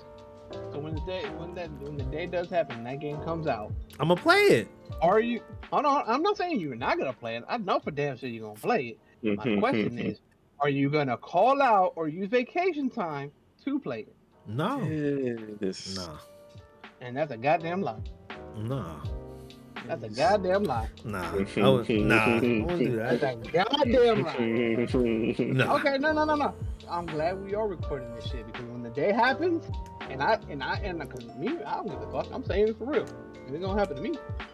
When the day it happens, comes out, and I see J Star online, GTA 6, I'ma call you. I won't say shit. I'm just gonna play this audio. I'm gonna play this audio. This guy. Anyway, but I guess my ending. Yeah, go ahead. So my ending statement with AI is that there's good, there's bad, and evil all in one for it. Like I said, am I supporting it? To a certain extent, on certain aspects, yes. But at the same time, I don't like the whole fact that it's going to go ahead and unfortunately and blindly and stupidly going to control our lives. Just like how a fucking phone and social media, technically, even though we can admit it or not admit it, is controlling our lives. Because it's fucking ridiculous. Like I said, I'll give a quick example again with my niece and nephew. I told them, for 1 week, can you be without your fucking phone? No, I don't know how to do it. I'm like, what do you mean? I just can't. I'm like, why? Well, I gotta see these likes. I gotta see these views. I gotta see this. No, fuck you don't. Oh. Like really you don't. Like, nigga, like all you need is a fucking. All you need is a fucking. You talking about? I'm talking about the kids. Like I'm talking like. No, go ahead. 17, 18, 15, like, you know, the newer generation, we call it. Yeah. I'm like, dude, all you need for a phone, honestly, is phone calls. Like, you know, you don't even need to text people. If you want to text somebody, you can use, you know, how we used to do it back then. Either, what the fuck is that? Not even pager. Like, well, even with pager too. But what I'm saying is, like, you know, for us, we used our little Skypes or chat programs, whatever, or something that will never go away, can never go away. It's simple. You grab this, which is called a pen, and you grab some paper. You write some shit down of a letter. That's what it's called, a letter. Put it in the envelope, lick that bitch up, put a stamp on that motherfucker, and put it in the mail. Guess what? That person's gonna get the message. I'm not gonna lie. I'm not gonna lie. You went too far back with that. I know I did, but I'm just using it as an example. That with these people, not even kids, it's just people nowadays. Is that I think they're making something so simple, so fucking difficult for no reason. I think you hit the nail on the donkey when you said that they got to look at the likes and the views. I think that I don't have that problem when it comes to social media. Don't get me wrong. Do I appreciate the likes or the shares? Of course, especially with my music stuff. But at the end of the day, I'm not gonna kill myself for it. I'm not gonna fight myself for it. But the living without the phone type shit, I don't want to say I could do that. Like, can I? Because I need my phone to bypass certain times of my life. If I am stuck in a rut, let me see what's this, scroll through, and then boom. Like when I'm like, if I'm gaming or something, I use my phone. I use my phone. I have a YouTube in the background. I have YouTube and all that. Like that's the aspect of it. Yeah, I probably won't let that go. That's probably the thing I can't let go, because I watch YouTube, I listen to music, I'm all into the stuff that I'm into. But as far as is it a detriment of where, man, I need to see what's going on this, I need to do it? Nah, I could take a break from that shit. Yeah, we can take a break. It's just the generation nowadays, they're like fucking crackheads. They fucking need it, and if they don't, and if you take it away, like, I'm pretty sure we've seen it on our timelines or even on Twitters, you know, when they throw videos and shit where their kids, like, I hate to say kids, but it's fucking kids that they'll fucking freak out, destroy the fucking house because, oh my god, you took my phone. Or even for my kid at school, like, nah, this They be bitch took my fighting phone. teachers, It's bro. like, why are you fighting for over a fucking phone? Look, listen. And you know one thing that is missing? I don't give a damn if this gets me in trouble. Kids need to get That's their what. ass whooped. I Kids need to get their Definitely. ass whooped. I Like, 100% don't get agree. me wrong. Don't get me wrong. I'm not saying abuse and beat the shit out the motherfucker, like stomp I it and am. then throw the fucking people elbow on that nigga. No, God damn it. Like, I hit it too hard. Throw this But what I'm key at saying, him. that's how hard you gotta hit him. But no, what I'm saying is that it just has to be a balance with these kids where the discipline needs to be more enacted instead of, no, you shouldn't do that, kids. No, this and this. Like, no. Teach them the real responsibility of fucking life before life beats them up, eats them out, and ships them out. I mean, but when we look at life, it's like life ain't looking where it's what it used to be. So I don't know that that would be the element. No, I mean, because it wouldn't be because, like I said, I'm pretty sure because at the end of the day, it's not like I'm a fucking father. It's not like I have kids. But at the end of the day, it's like, you gotta just show that. And with this technology, don't get me wrong, it is helpful. But at the same time, it's so ruining the human brain because, even with like the most simplest mathematical problems, before when we were in school, they'll be like, okay, what's 3 times 3? Oh, that's 9. Okay, cool. How did you get that? 3 plus 3 plus 3 equals 9. Nowadays, you gotta have a fucking equation of MC equals square plus this and this and this is how I like. You ain't never Really? gonna use in life. Nah. Right. You know what I'm saying? So it's just like, come Has on. anyone used the Pythagorean theorem since they've left high school? No. Half of the shit that we Exactly. look, But look, they ain't look. teach us about credit. They ain't teach us about home ownership. No. They ain't teach us about That and that. none of the stuff that mattered. Nah. Let's all learn about stuff just to pass the test. You know what's the funny thing?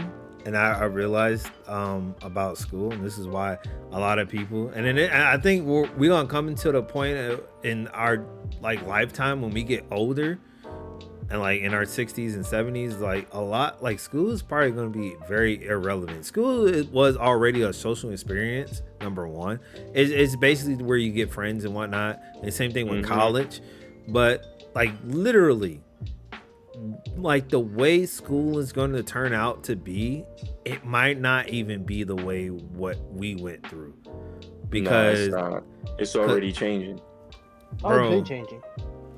They don't like, because they don't teach, like you said, they don't teach nothing about financial literacy. I don't know if they're going to start doing that now, but they need to. That needs to be a main priority for people who are not planning on going to college. They need to have they need a financial literacy program in there. They need a trade system in there for people who are not going to college. They need to go right into the trade. If they're going into the workforce, they need to go from there to go right into the workforce. They didn't have that. They didn't have none of that shit for us. Nothing like that.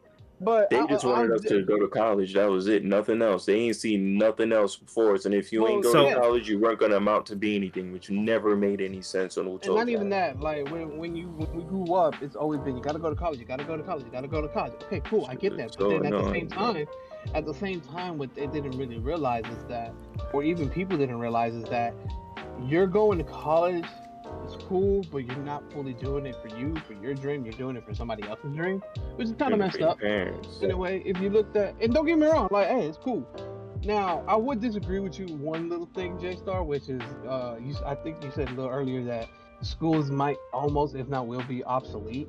I forgot, something like that. It won't be obsolete, but it's gonna get to a point where it's gonna either shrink down or the format of school is going to change. It's one of the two. It's definitely changing. It's already changing. The format of the school needs to change. Where I'm saying it's gonna trickle down is it's gonna trickle down to a point where a lot of parents are gonna start realizing that school doesn't teach their children anything. It's just for them to get away. They put their child in the school so the parents can have time to themselves at home. That's basically what it is. It's like a babysitting system. Like they put them in there so they can. I've always said that. I've always said that that's what that was. and it doesn't Yeah. really teach them anything. Then there's another thing that I saw on social media where it was dumb as hell. from I think was it Dame Dash or someone like that. He compared it to jail, like literally, and then it got No. It is jail. It technically prepares you for jail. The time that you have to wake up, you're basically forced to Bro. wake up at that time. The Bro. bus that you ride is the same short bus that the prisons got. Bro. Lunch is the exact same. The tables are the exact same. You get served by the same type of people. White dress, hairnet. If not, it's all white, all brown, whatever. They're all color coordinated. You realize that the cafeteria doesn't even have a lot of colors in it. Every single door outside the cafeteria look exactly like prison doors. You see the brick walls in the hallway. Schools look just like prisons, bro. So that's what I'm saying. So it's like school is like a social experience, but it also you can get ready for prison. Yes. and it's also gets you ready for the institution of being Locked locked up, especially for people coach. especially for people who don't have nothing going on outside of high school after that. And then there's the terminology of a lot of people. They Nothing peaked to at do. high school. They're athletes play and they play a certain way and whatnot. I get that. It's a slew of demographic things that goes on in high school and whatnot. But I'm just saying, in a couple of years, it might either, if the school system doesn't change their curriculum system to prepare for people who are either going to college and not going into college and then going straight into the workforce, if they don't add stuff in there, it's gonna get bad. It's gonna get real bad, and a lot of people are gonna just take their children out and they're gonna start teaching them themselves. So That's when they already get, happening. it's gonna get to a point where it's like you're gonna see a lot of awkward kids not really talking to a whole lot of people, and not because of the fact that they were raised at home most of the time. But even if you look at it, most of these kids are already having that issue because they on Fortnite all day talking to people. When it comes to face interaction, they don't know what to do, bro. And then like I said, Twitter fingers. And then COVID didn't make it no better for nobody. COVID made it worse. When you started going to class online, bro. My nigga. Like, dude, what they call it, digital learning. That's What? Yeah. Like, we didn't have The whole schedule, bro. Imagine telling children you have to be at home and still follow your schedule. No, I would never have showed up. I would have been asleep all day. What? You dumb? Bro. You're trusting me with that? Dog, I would have failed. That shit is that shit is traumatizing, my guy. Like you're telling me that it's my fault that we're in a pandemic and I have to get up to show up. I felt on bad. A schedule at home. No, the kids that was Zoom call with a bunch of other kids who scratching their ass and look like they ain't ready to wake up. The kids that had to graduate during COVID that didn't even get an actual true graduation. That's I know I didn't go graduation, but like my nigga, I ain't going to mine either. But like you went to high school, you did all of this, and then your graduation was taken away from a world pandemic. Oh man, that's tough. That's tough. And that was a lot of people's dream to walk across that stage and have their parents snapping pictures of them and whatnot. Yeah, because it's a dream of like finally I made it to other people. Like I know when I graduated, I was the first one to graduate. I'm the first. And that's the meaningful shit. That dream take away. It's like it's fucked up. It's sad. But I hate to say to be the asshole that I am. Oh well, like it's just. It was just the cards that you were dealt with, and that plays into the future. But to leave it on that note, so we can get into this music thing. Like I said, AI, it's 50-50. Just like everything is 50-50. It's a balance. You can't have good, too much good without evil. You can't have too much evil without good. Everything's a balance. So that I agree. The way you look at all of this, it's gonna be balanced all the way, regardless of how you feel about it or anything like that. AI is here to stay. It's only going to keep getting either better or worse, depending on what you look at it. So just at the end of the day, control what you look at, manage what you look at, and pay attention and be aware. That's basically what we need to get back to: being fucking aware and paying attention. That's it. That's what we need to get back to, and that's what's been lost in these past, I want to say 10 years. Literally. These past 10 years, we've been like not paying attention and not being aware. I'm not saying me as specific. I'm saying the people out there As that a be on general consensus. the be on social media doing the dumbest shit out there, thinking just to do it just for a fucking pop for social media, whatever. Be aware. Pay attention to how detriment to that can affect you in a long run. Pay attention to that and just be aware. That's all it is. So that's like my final take on it. What about you, King? What's your final take on it? My final take on this is just be careful, bro.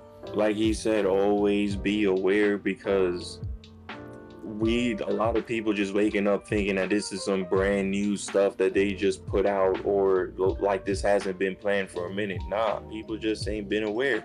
And since that pandemic, they literally showed you everything that they're gonna be doing in the future right now, bro. And that's with every single company. WWE is using AI. Everyone's using it. So it's just be careful and be aware. That's all. Thank you. Yep. So. All right. Now Fuck AI though. on to the new music. We got a couple of albums that came out today. But before we start music, a certain someone has an announcement because he dropped new music Friday. So tell us, Super Saiyan 420, Ace, what is the latest single that you have dropped this past Friday? The latest single that I dropped is My Way. It's under the lyrical Ace. And it's self-explanatory, man. I'm doing this shit my fucking way, whether motherfuckers like it or not. And I did a 3-verse to it with a hook, and that's just how I felt. I know I already got a couple of DMs. I'm not gonna lie. People liking it at the same time, not liking it. And what I mean I'm not liking it is just of what I said on certain stuff, or I guess on certain people. But fuck you, it's my way. Like, no, it's just like, dude, it's another form of artist, or even just in general a creator having their ideas coming to life. And I just wanted to say what I wanted to say.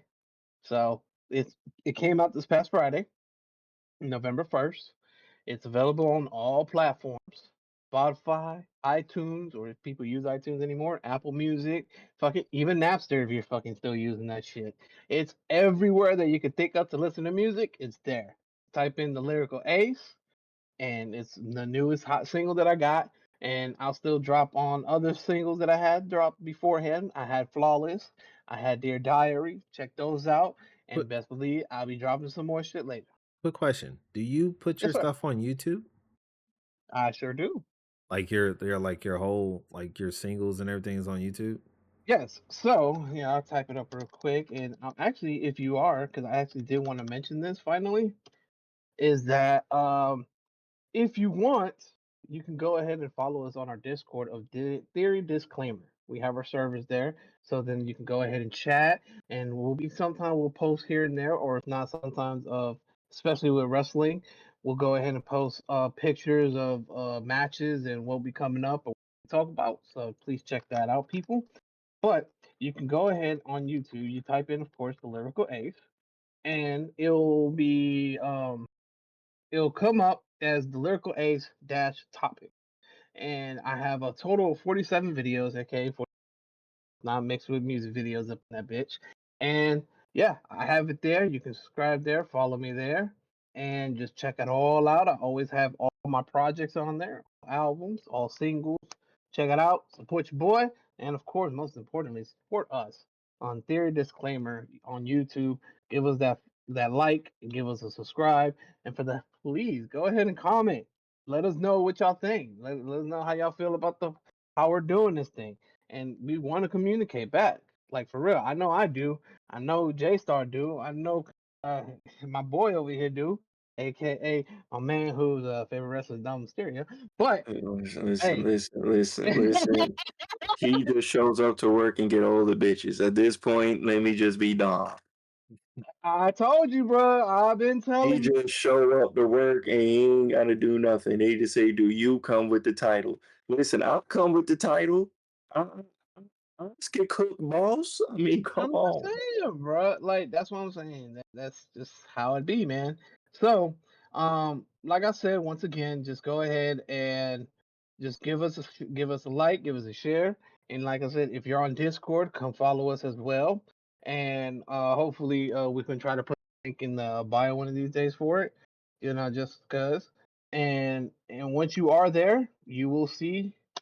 And it's all, and I just if you are that click on my damn laptop or not laptop but keyboard, Shit, I think he. the link for my YouTube for music is there for y'all to enjoy and appreciate for my little 5 minute promo. All right. All right. Now, let's go and get to the new releases today. So what we have I'm just getting to the important ones that we heard that was coming out. Of course, Lil Uzi Vert. If y'all Lil Uzi Vert fans, he dropped a project this past Friday. I don't really care for it. I don't hate the dude. I just don't listen to his music. I'm good. I respect him. I respect him. And I want to give a side note on him because I saw a video where a fan was like, "Yo, pay my college tuition," and he was real. He kept it up, and Uzi Vert paid for all his shit, and I applaud him for that. So good man. Yeah, so I'm not really gonna hate on him for it. I'm not a fan of his music. Also, celebrate Young Thug coming home. He finally beat that terrible ass Rico case. Yeah, bro. Welcome home, Thug, Welcome bro. home to Young Thug. My nigga. I hope you do better. Now, if you want more information, Stay away from Lil Woody. That's all you gotta do. you want more information, you can check out the Breakfast Club and listen to Lauren LaRosa, who is filling in for Just Hilarious. Fine as hell, boy. She gave up all the information on how that issue is. So if you want the whole detail of what is what, make sure y'all follow the Breakfast Club. Listen to them 6 a.m. to 10 p.m. in the morning. Or you can listen to the podcast or whatever, they do a little podcast and chop it up. Or you can follow Lauren LaRosa or Brown Girl Brown Girl Grinding. I think that's the name of it. You can follow both of those YouTube channels. Not YouTube. Instagram channels, IG joints. You just follow them and she got the whole information and all that stuff. But like I said, welcome home to Young Thug. Young Thug came home.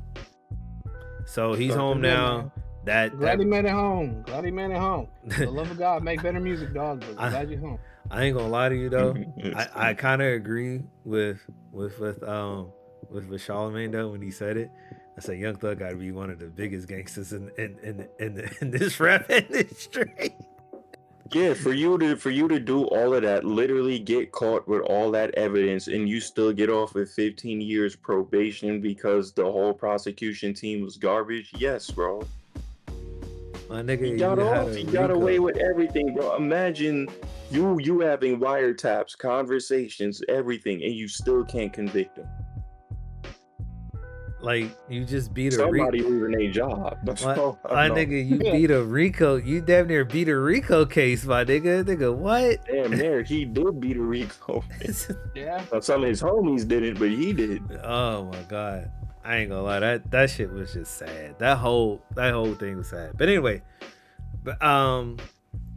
Freddie Gibbs dropped an album, You Only Die Once. So he dropped an album. Westside Gunn just dropped an album. Still Praying. So I'm gonna listen to the Freddie Gibbs and the Westside Gunn album. That sounds good.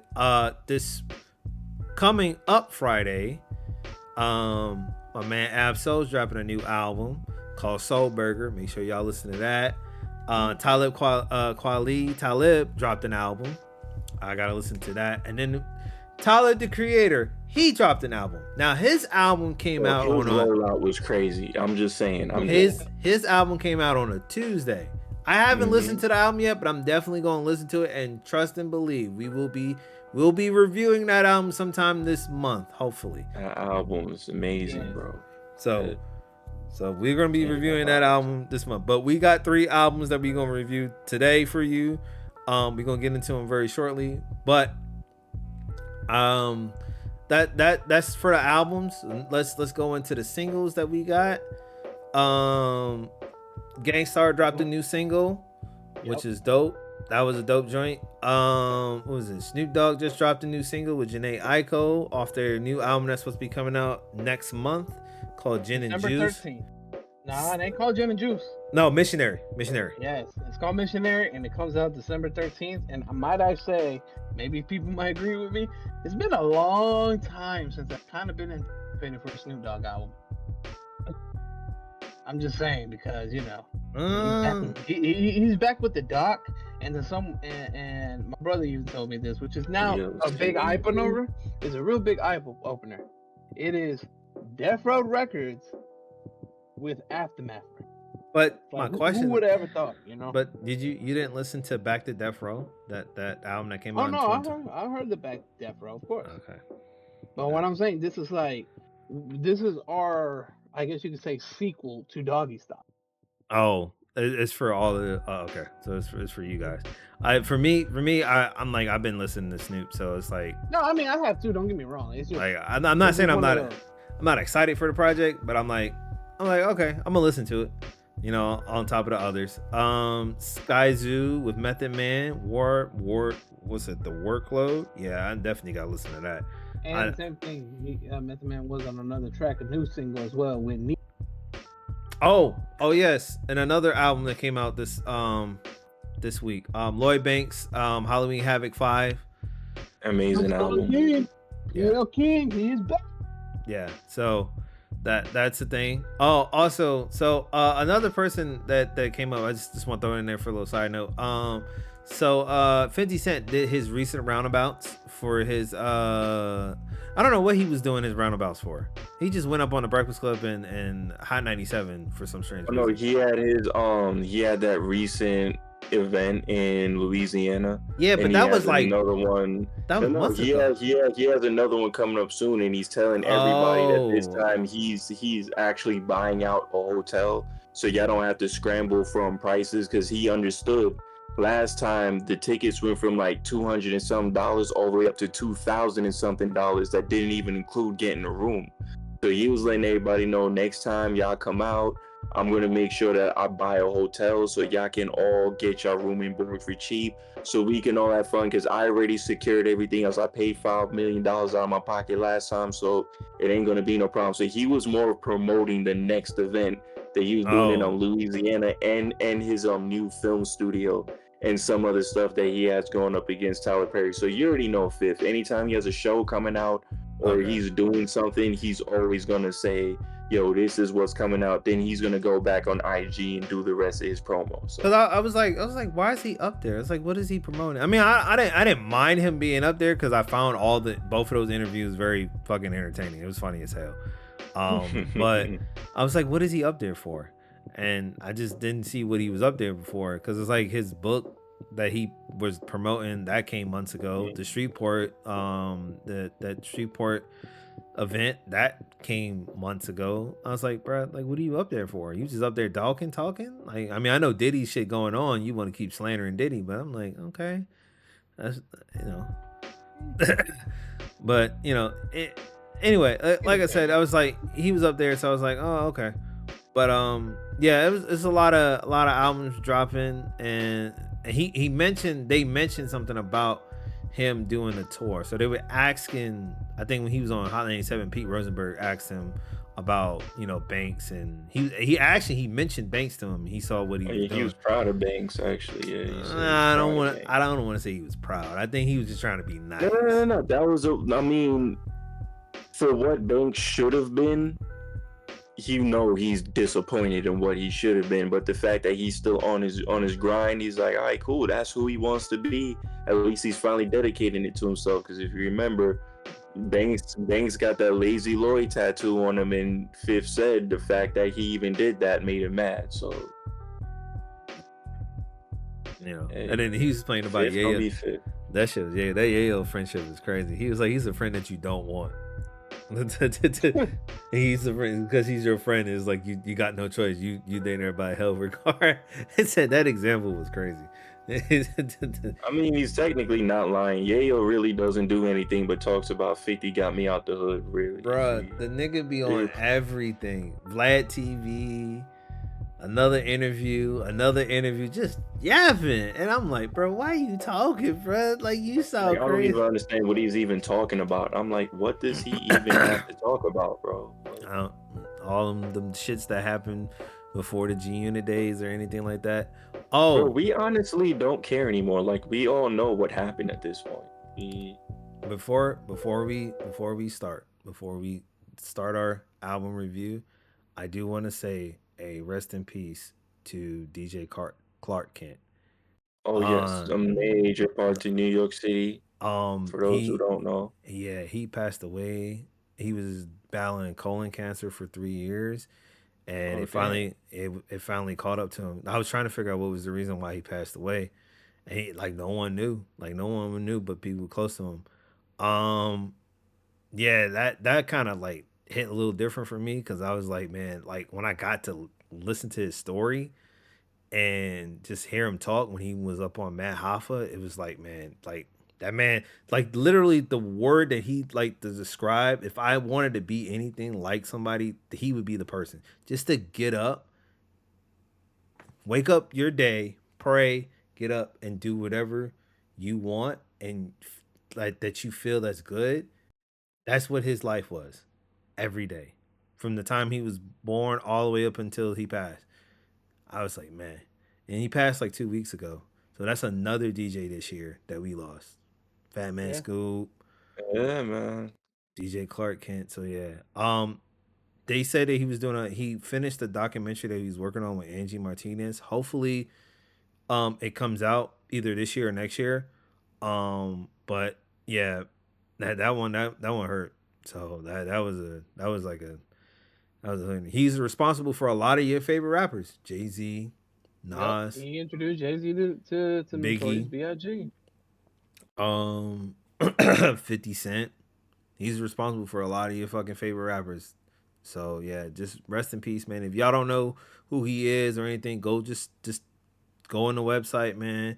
Go on the internet or social media or whatever. Just type in DJ Clark Kent and just looking up, like just listen to his story or him talking, bro.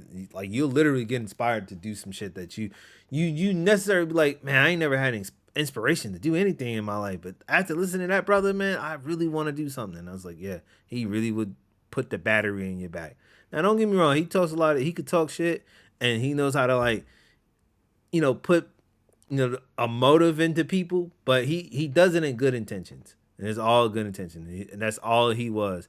And that man was a great human being. So he lived life to his fullest. He was a great. And if you don't know what he looks like, if you ever watched the movie Lottery Ticket, he's the one standing next to Bow Wow when they're looking at that $5,000 pair of sneakers, and he was going over what game, and Bow Wow was telling what game it was from, and he was shocked, like $5,000 is just some shoes. If y'all do remember that scene, that was DJ Clark Kent standing next to him. I mean, that's the scene. But if you really want to know what that man looked like or just how he sound, go type in Matt Hoffa Clark Kent interview, and it's right there. And literally watch that entire interview. It's like 2 hours and some change, and it'll give you a really insight of who he is, really who he is. And it's a great interview. It's one of the best interviews that Matt Hoffa has, on top of the Young GloRilla interview that he has. That's one of my favorite interviews because he literally was just sitting there breaking it down.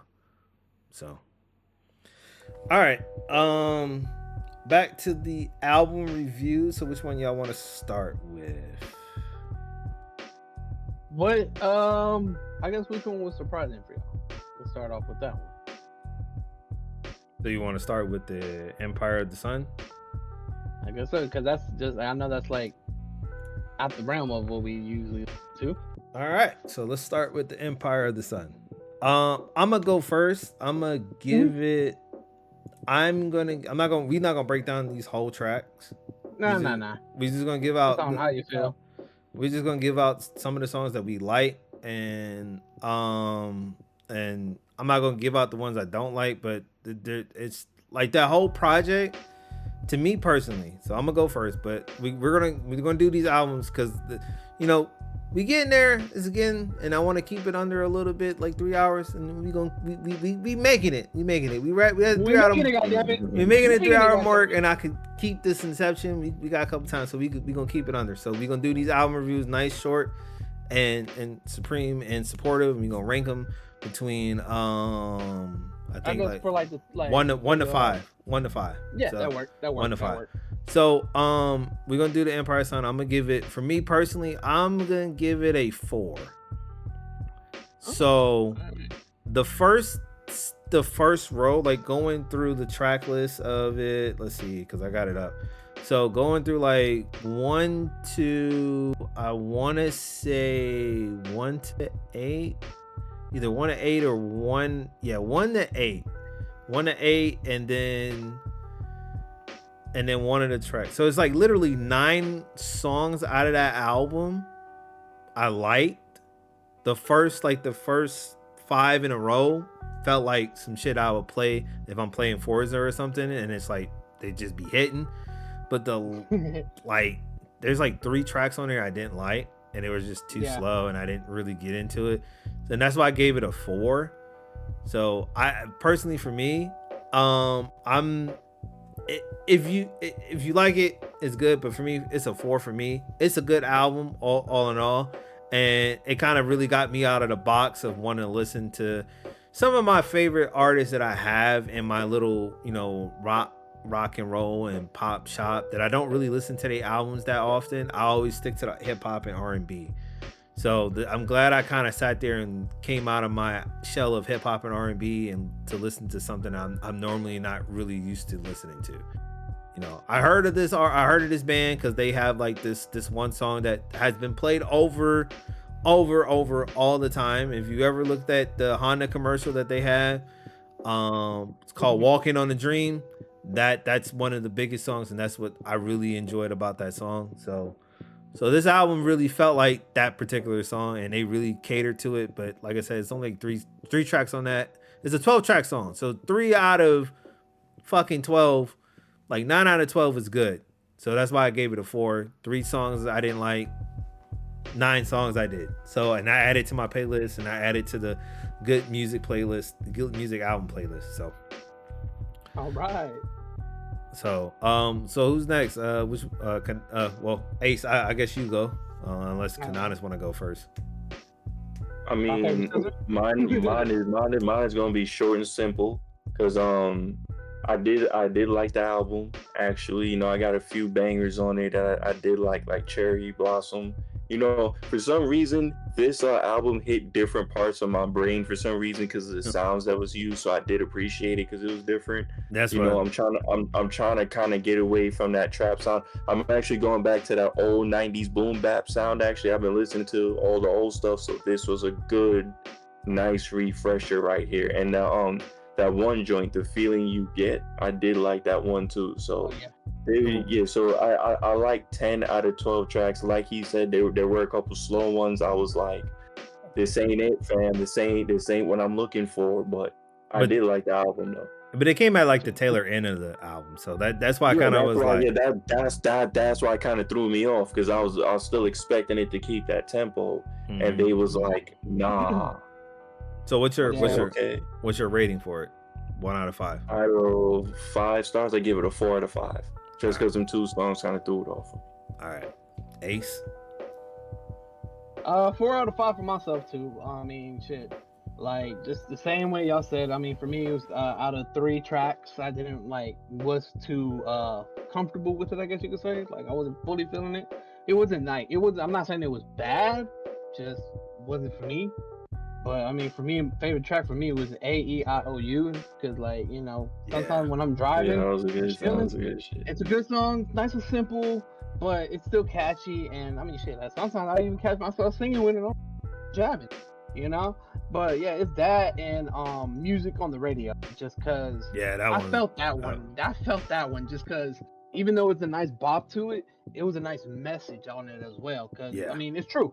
you know, it's true what they were saying. You know, like I don't like music on the radio, but somehow I'm still singing along to it, or it's not playing my shit. Which is, I was just like, oh man, I actually fuck with it. So, yeah, like I said, 4 out of 5 for me. Two, maybe 3 tracks, I was like not with it, but overall, I mean, I was just happy that Empire of the Sun came out with another album. It's been like 5 years. Like I've been a fan. So, and just hearing it from y'all perspective, it did. I can't lie, it brought a smile on my face. I was like, man, I don't know. Like, this is definitely a curve. This to me, it was like it's a curveball, but you know, it was one of those. I know it's good. I'm just like, I hope y'all know it's good too. You know what I mean? Like the first 8 tracks of it, it brought me to like, man, I really want to go play Forza, because that's really what it felt like to me. Right. And in those first 8 tracks, it compared to Walking on the Dream. Like it had that whole tempo from track 1 all the way to 8. And I was like, man. Then once we got to 9, I was like, 10 was good, and then 11 and 12, I was like, I'm good. But yeah, like 11 and 12 was just a little talkative overall. So there's like it was a good solid album. It was a good decent album, and I do, like I said, out there, like we all gave it a 4, so the album is a solid 4 out of 5. So I recommend y'all guys, people out there, if you listen to it, go listen to where is it? Damn it. I got it up. Empire of the Sun. Ask That God. That's the name of the album. So make sure y'all go with that. It's available on all streaming platforms. So Empire of the Sun, Ask That God. That's the name of the album. All right. Yep. What's the next one y'all want to go to? I can say. Want to do Glow? One. Yeah, I was gonna get the Glow one out the way, bro. All right, let me go get it. All right, so my home girl from the Memphis, Tennessee to the south with the her and the der and der. Yeah. I need y'all to stop making fun of her though. Quit making. That's just her accent. If that's you just live her in the accent. South long enough, that's just her accent. Y'all stop making fun of her. I mean, you just heard me earlier podcast. I was like, grab a pencil or a pen and some paper. Nah, okay, so. But like, hers is stronger. Don't get me wrong, but I'm just saying, like, we have that No, we have that accent. You know, and then she from Memphis, so you know it's exactly. No, it was the issue was she did an interview with Speedy Mormon on Complex. I know. And he was fucking laughing at the way she pronounced a lot of things. Computer. Could understand. Like, and I'm like, bro, stop making fun of that girl. Cause she did an interview with Charlamagne, and it wasn't really like Charlamagne didn't even think about making fun of her. He was just talking to her. Cause he from South Carolina, so he understood. He understood, and he talks with a list all the damn time. So it's like, he can't make fun of nobody. But I just like, from when I saw that, I didn't even watch that whole interview. I tried to, and then when he started laughing and making, I was like, bro, you laughing at her, bro? That's not cool. Yeah, it got kind of corny after a while. I was like, all right, so if they're not going to talk about nothing else, right. I don't like if it was just like a simple, quick laugh, like, oh, haha, like. He did it throughout the entire interview. Right. Bro. That's where it fucked. That's why I felt kind of like, nah. But she was a trooper. She was a real trooper for that shit. She was used to it. She was like, all right, so he's gonna be one of these. Like I said, shout out to GloRilla, bro. Shout out to GloRilla. Now I'm gonna go. Yeah, So GloRilla, her debut album, which is Glorious. This is her. I want to say her commercial album, because the album that she put out earlier this year, Everything on Everything, from what she told us, was a mixtape. And I was like, was it a mixtape? I thought it was an album, but she said it was a mixtape. So I'm not gonna go through all the tracks, but I can say the features that were on here. So we're gonna do that. So got 15 tracks. Features that's on here is Lotto, Sexy Red, Moni Long, Kurt Franklin, I think Chandler Moore, Korea Sheeter, Maverick City Music, Meg Thee Stallion, Boss Man D-Lo, T-Pain, and Friday. Those are the features that's on this track. and because she just recently dropped just a bonus track for the Yeah. album, Oh yeah. K Carbon. So Yeah, she got 2 extended bonus tracks. I hate artists when they do this. I'm not gonna lie to you. Glow, you gonna catch this heat like everybody else gonna do. I hate you fucking artists that likes to do exclusive fucking tracks for fucking Target, Walmart, fucking. That's always been stupid. That's always been fucking stupid. YouTube. It's stupid, but it's not stupid, bro. But I don't care. You are not helping. You're not helping your consumer base to listening to an album. People can't review. So therefore, if there's extra tracks to an album that's not on the same album that everybody else is getting, I'm not really going over that shit. That ain't a part of that shit no more. I'm really hating that. And then when you start doing when you do the deluxe thing, we don't do those no way. But if you got like extra extension tracks that didn't make it to the actual commercial where it's available everywhere and it's only available at select, I'm not reviewing it. I'm reviewing the one that's available everywhere. So unfortunately, them last 2 tracks that you just mentioned, Ace, they null and void because it should have been on the actual album. So we gonna stick with the 15 that she got and all the features that I just named. So I ain't gonna lie, bro. This album's like, from what I'm gonna give it a 4.5, around 4.5, 4.4. That's what I'm gonna give it. I'm gonna give it a 4.4. Cause I like this whole track. Now the thing is, she kept the same flow throughout the entire album. I can't really hate on it because the album was matching around her flow. But at sometimes it kind of really didn't really fit some of the songs. And then she had certain songs that she was trying to get personal, and like the one with Lotto that she was trying to get personal with, which was the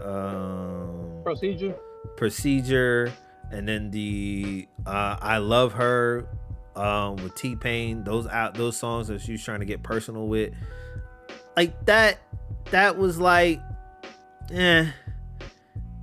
you kind of could have switched up the flow, but it still sound good. You know what I'm saying? Needed to say, like I said, she did her thing on this whole album. This is a really good, solid album, bro. And the only song I didn't like was the Boss Man D-Lo Step, because I didn't like his fucking verse, because his shit was ass. I don't know why his verse was garbage. Like, no offense, Boss Man D-Lo was cool. Look, and it's crazy. I don't even like Sexy Red like that, but she fit in with the song that she was doing with that whole Wipe Me Down joint, because they took that whole sample and shit. They really didn't really take the sample. They just pretty much did they 50 Cent the whole shit. That's basically what they did.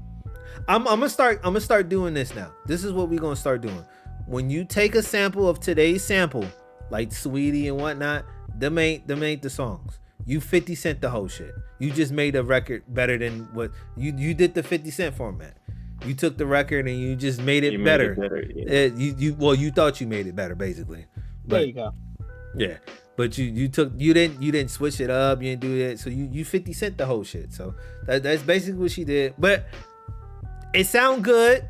I can't wait for a remix, because if they get the remix, I need Webby and I need Lucy. If you're gonna take the whole beat, bro, you might as well just. So I'm hoping the remix is coming soon, and I'm hoping we get a remix to that whole song, because that shit's gonna sound dope. But like I said, the rest of the album, man, it was good, man. It's a good, decent album, man.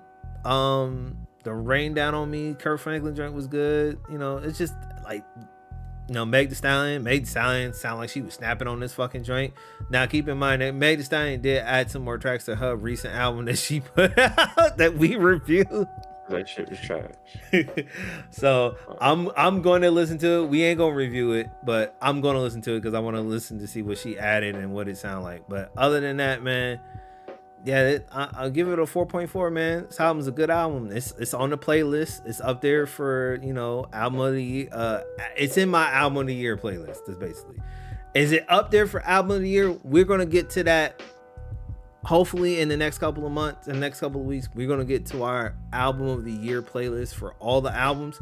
So there's gonna be certain albums that you're gonna hear or that we mentioned that we didn't review yet or at all, and that's how that's gonna go. Because I know Ace got his own album of the year, Kadana's got his own album of the year, and I definitely got my own.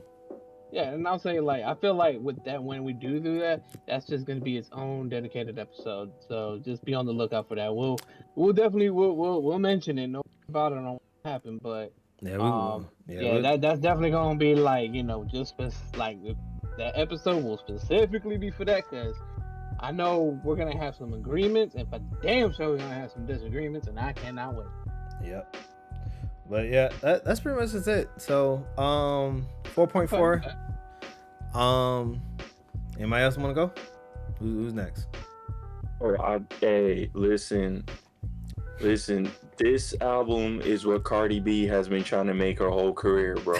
Like I'm not even trying to be disrespectful, but I really want you to listen to the flow that Cardi tries to use with the whole deep voice and try to kick it. Glow is just natural with her, bro. I didn't even mind the same flow because you know what that meant to me?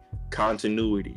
I know what I was going to get from this album, and I appreciate that. So I ain't have no problem with it at all. So I like the album. You know, it's the whole thing, bro. I ain't even have a particular favorite outside of Rain Down on Me. Glow's Prayer did it too. And then her joint with T-Pain. I'm not a big fan of Sexy Red at all, so I didn't listen to the verse. I didn't waste my time. So I can't give you no opinion on that. It wasn't bad. And then listen to me right now. I do not, by any circumstance, I don't care if she was doing a fundraiser for disabled children. I am not listening to Sexy Red. Hey, look. You understand me? Look. No. This isn't a hey look situation. I want you to listen to me, bro. All right. I don't care if Jesus himself descended from the great old sky and said, if you don't listen to her, you will go to hell. My boys, don't even book the ticket to see me. I'm cooking, bro. All right. I'm cooking. We'll leave it I'm like that. Cooked. Exactly. Just leave it right there. I'm getting cooked. All right. So what is your score? Oh, I'll give it a 5 out of 5. Should take out that Sexy Red track and that Boss Man D-Lo. We just gonna act like they don't exist. All right. They don't exist. All right. The man of the hour, Mr. Super Saiyan 420 Ace. What you got to say about it? It's the greatest rap album of all time. It's better than Illmatic. Like, oh my god. No. So, dude, nah. I said that shit in front of my nephew, and that nigga looked at me as if I disrespected everyone. Probably did, bro. I'm pretty sure I did, because to me that shit's funny. But in all honesty, though, y'all know my music, y'all know my style, and you know how I am. But I was surprised. I actually enjoyed the album. I was firmly told that with the flow, though, it's repetitive, and it was,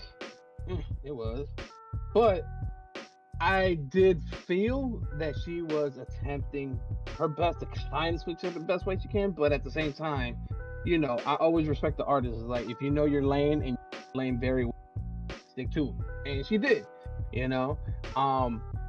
Don't like the fat bitch Lotta. I always get that bitch confused. But the procedure was okay. It was a good track. What you know about me? I don't like that bitch, but the song was good. I just have to admit it. The song was good. It brought me back to, you know, fuck that bitch though. I can't handle that bitch. It's like, talking about Sexy Red? Yeah, I'm not repeating that name. The fuck. Oh. Hey, look, listen. Go ahead. All I'm saying is was it a good track? Yes, it was a good track. Was she spitting? GloRilla, it was spitting. The other bitch, not really. But I'll give her this, that, well, at least she was on fucking beat. at least. So I'll give it that. But like I said, it just more hit. I liked it more just because it hit my nostalgia level. So I'm like, all right, cool. And all the other ones where all the other tracks she's got, like How I Look with Megan Thee Stallion, that shit was actually a pretty banger. Even though it was short, it was dope. I liked it. I fucked with it. Like I was very surprised that I actually have a couple of her songs on the playlist. Like, cause like I said, I was expecting the low. Just like I said, like you like if I never heard like what he did, and you gave me a choice, hey, which one you gonna listen to? You gonna listen to Gloricious, or are you gonna listen to Halloween Havoc 5? Give me Halloween Havoc 5. I'm not even gonna give this chick a chance. I like how you call Right? it gloricious. You said gloricious. It's glorious. Oh, would you see what I'm saying? This is why I don't fuck with this chick right This there, bro. nigga said gloricious. Glorious. What, hey, Gloricious, that's gonna be her next album. I already got the scoop. But what I'm Yes. But Gloricious or Glorious, you see, I'm fucking up anyway. But look, but even then, at the end of it, I fucked with it. I actually give it a 4 out of 5. Like, I actually enjoyed the album. It actually got like a couple listens for me. So, I mean, hey, she made me change my mind. She made me finally I'm like, you know what? I'm gonna give this opportunity to her, and I did. And luckily, and I'm glad I wasn't too disappointed. But fuck Boss Man Delo. I told you that he The was fuck? he was the only one Like, that ruined that. No, look into my eyes. I'm blind as fuck. This shit is blurry as fuck, and I'm still saying the fuck, bro. Don't do that. Like, Bruh, I listened to that track. I was like, look. All I can say is, Boss Man Delo, you're not a boss. You're not a man, and you might as well jump off a cliff and survive, and then die, cause nigga, it just wasn't hitting, bro. Like I'm pretty sure GloRilla looked at him while she's rapping, like, the fuck you doing, bro? Look, and this listen. is like not even their first track together. It's no, it's like probably like the 5th and 4th track. Look, listen. Yeah. I'm gonna say this. I'm not gonna be too upset with it. I don't really like Boss Man Dino. I know he's an up and coming artist and whatnot, but he's gonna have his own lane of rap fans that's gonna like his music. I'm cool. If she took him off and put Moneybagg Yo on there, I'd have been great. Cause the track that they had on the mixtape, everything was fire. That shit fire. Like, Moneybagg Yo be killing that shit sometimes. It be making me want to go listen to his shit, but then I be forgetting, like, he be sounding like Kevin Gates half of the time when he be trying to rap, and I be like, nah. He's actually kind of ass. I can't lie to you. I don't want to say that. No, I don't want to say that, because when he be some bangers, he has some hustle lines. Like I appreciate the artist lane that he's in, and he's not trying to be anything more than that. But that's what kind of makes him ass to me. That's all I'm saying. And then this is where the Sexy Red thing kicks in. Let me finish. I treat Sexy Red. A good Sunday. Like, I treat Sexy Red the way I treat Young Thug. I don't want to hear a full project from none of them motherfuckers. But if they own a feature of an artist that I listen to, and then they sound half decent, I'm okay with it. She sound half decent. You telling me right now you wouldn't listen to a full Young Thug project? No, hell no. I never want to listen. You one more time. You wouldn't listen to a full Thug project. And I'm telling you right now, I'm up close on this goddamn mic. Fuck no. I don't like listening to this nigga like that. He sound great on features. Guess what? That's gonna be our next review. On what? Whenever he drops an album. You better off than letting me listen to Gunna if you gonna make me listen to that shit. All right, now that's one person we not listening to. Gunna is trash. We not listening to Gunna. I'm not. Bro, he sounds like a vanilla Young Thug. That's the problem. You couldn't tell me which one is better than the other. They both don't sound great to me either. They don't sound. Gunna does. I never understood where the liking for Gunna came from, but everybody ears different. So I guess. Anyway. So like I said, all I can say, bro. 5 out of 5. So we put it in the realm and we rounding it up. It's gonna be like a 4.7. You gave it a 4. I gave it a 4.4. Kadonis gave it a 5. We rounding it up to a 4.7. So glorious, it's a great album. You see the track list here, and these are all the people that's on the track. Like I mentioned before, it's a good album. It's dope as hell. It came out on the 11th. Is it gonna be an attention for album of the year? No, but is it a great starting for from a young artist that came out with F&F, which was a fucking banger when she came out with? Yeah, it's a great starting. And then she leans, and this is what I said about Meg Thee Stallion, and I said about Lotto. If they lean into what they have right now, currently in their history, she has the whole thing of Memphis. You got Gangsta Boo, you got all the crunk shit that was going on. You got the 3-6 Mafia that came out, Project Pat. You got all of these people that came out in Memphis. Leaning towards that. Lotto has a whole bunch of slew of Atlanta history plus R&B Atlanta history. Lean into that. Meg Thee Stallion, she's like the first out of Texas, so she got a bunch of this out there. She got, Beyonce or whatever, but she got as far as rap, she got pretty much a slew of hip hop artists out there. So, and then they got their own thing called Chopped and Screwed. Chopped and Screwed some records, and some Chopped and Screwed shit be sounding good, some don't. But like if you do a record Chopped and Screwed, yeah, that's what I'm, saying, that's what I'd be expecting. So she got like those three really got like a real uprising as far as the rap game as coming up. Sexy Red, look, no, I'm sorry, I can't tell you. It's rather snort coke. that joint is a no, bro. Give me the cocaine. All right, last album, and this was the cocaine. Last album, and this was one of my favorite albums, and this might be an album of the year for me because this album was on heavy rotation. Anderson .Paak and Knowledge. No Worries. Why Lord. 5 out of 5 for me. I literally track from soon as literally from when I played this fucking track, from track 1 all the way to the end. I can't even listen to that album without, I can't listen to a song without a track to it. It's that goddamn good. It's that fucking good, bro. Every track on that joint. My favorite one is the what's the one that I like?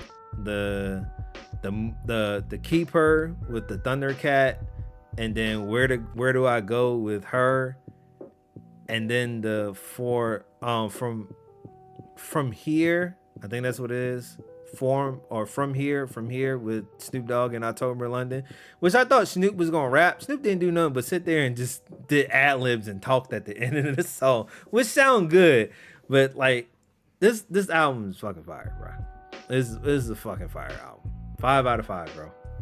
And it got me back into that R&B that like I need some more R&B to listen to, so hopefully we got some more R&B artists that's gonna drop some more albums. I do need to listen to some other ones that I got up on there. I got a few more to listen to, but so far this album is like album of the year on both spectrums.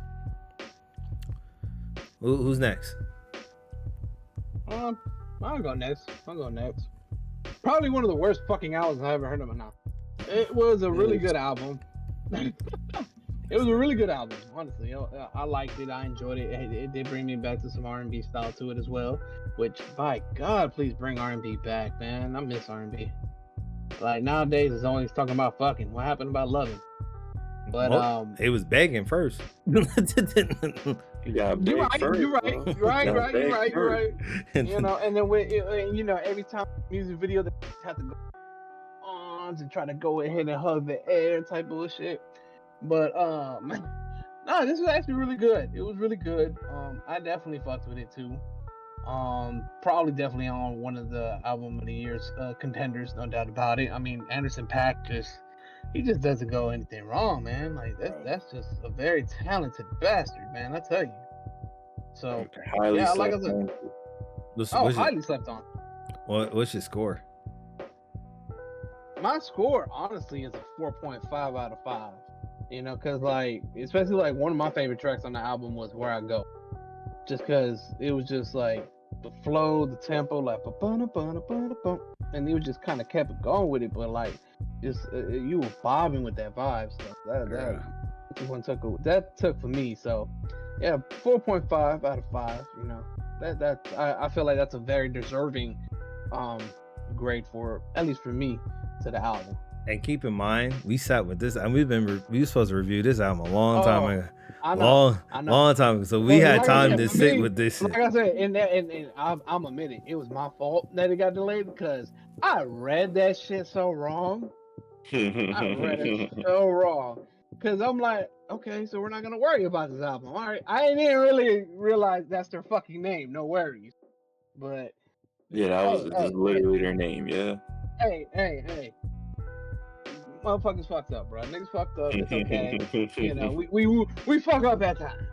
But I'm still glad that I got around to it and listened to it. And yeah, definitely 4.5 out of 5. Like, good album. And I'm actually anticipated for the next album when they drop, or if not, definitely Anderson .Paak, just because, I mean, this Anderson .Paak, man. Yeah, he's becoming a goat to me right now with fuck yeah, man. R&B. He been that for me. Yeah. What's your take on it, Condonis? What's your score for it?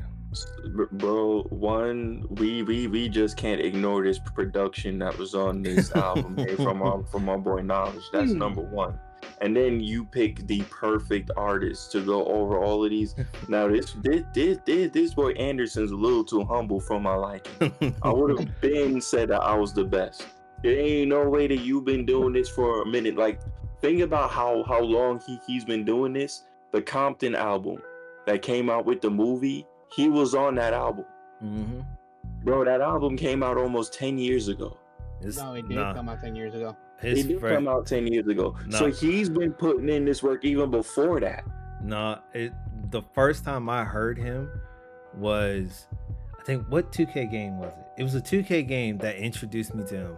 It was a song, that niggas got me hot. Boom, boom, boom, boom, boom, boom, boom. I remember that song. That's what got me. I didn't even remember that was him. That's what got me into listening to him.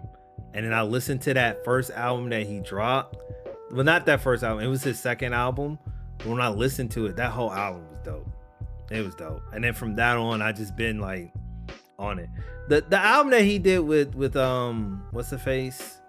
With Bruno Mars. It was a good album. I'm not gonna say it was bad. It was a decent album. But you know, I didn't really enjoy it as I did his solo projects. His solo project was great.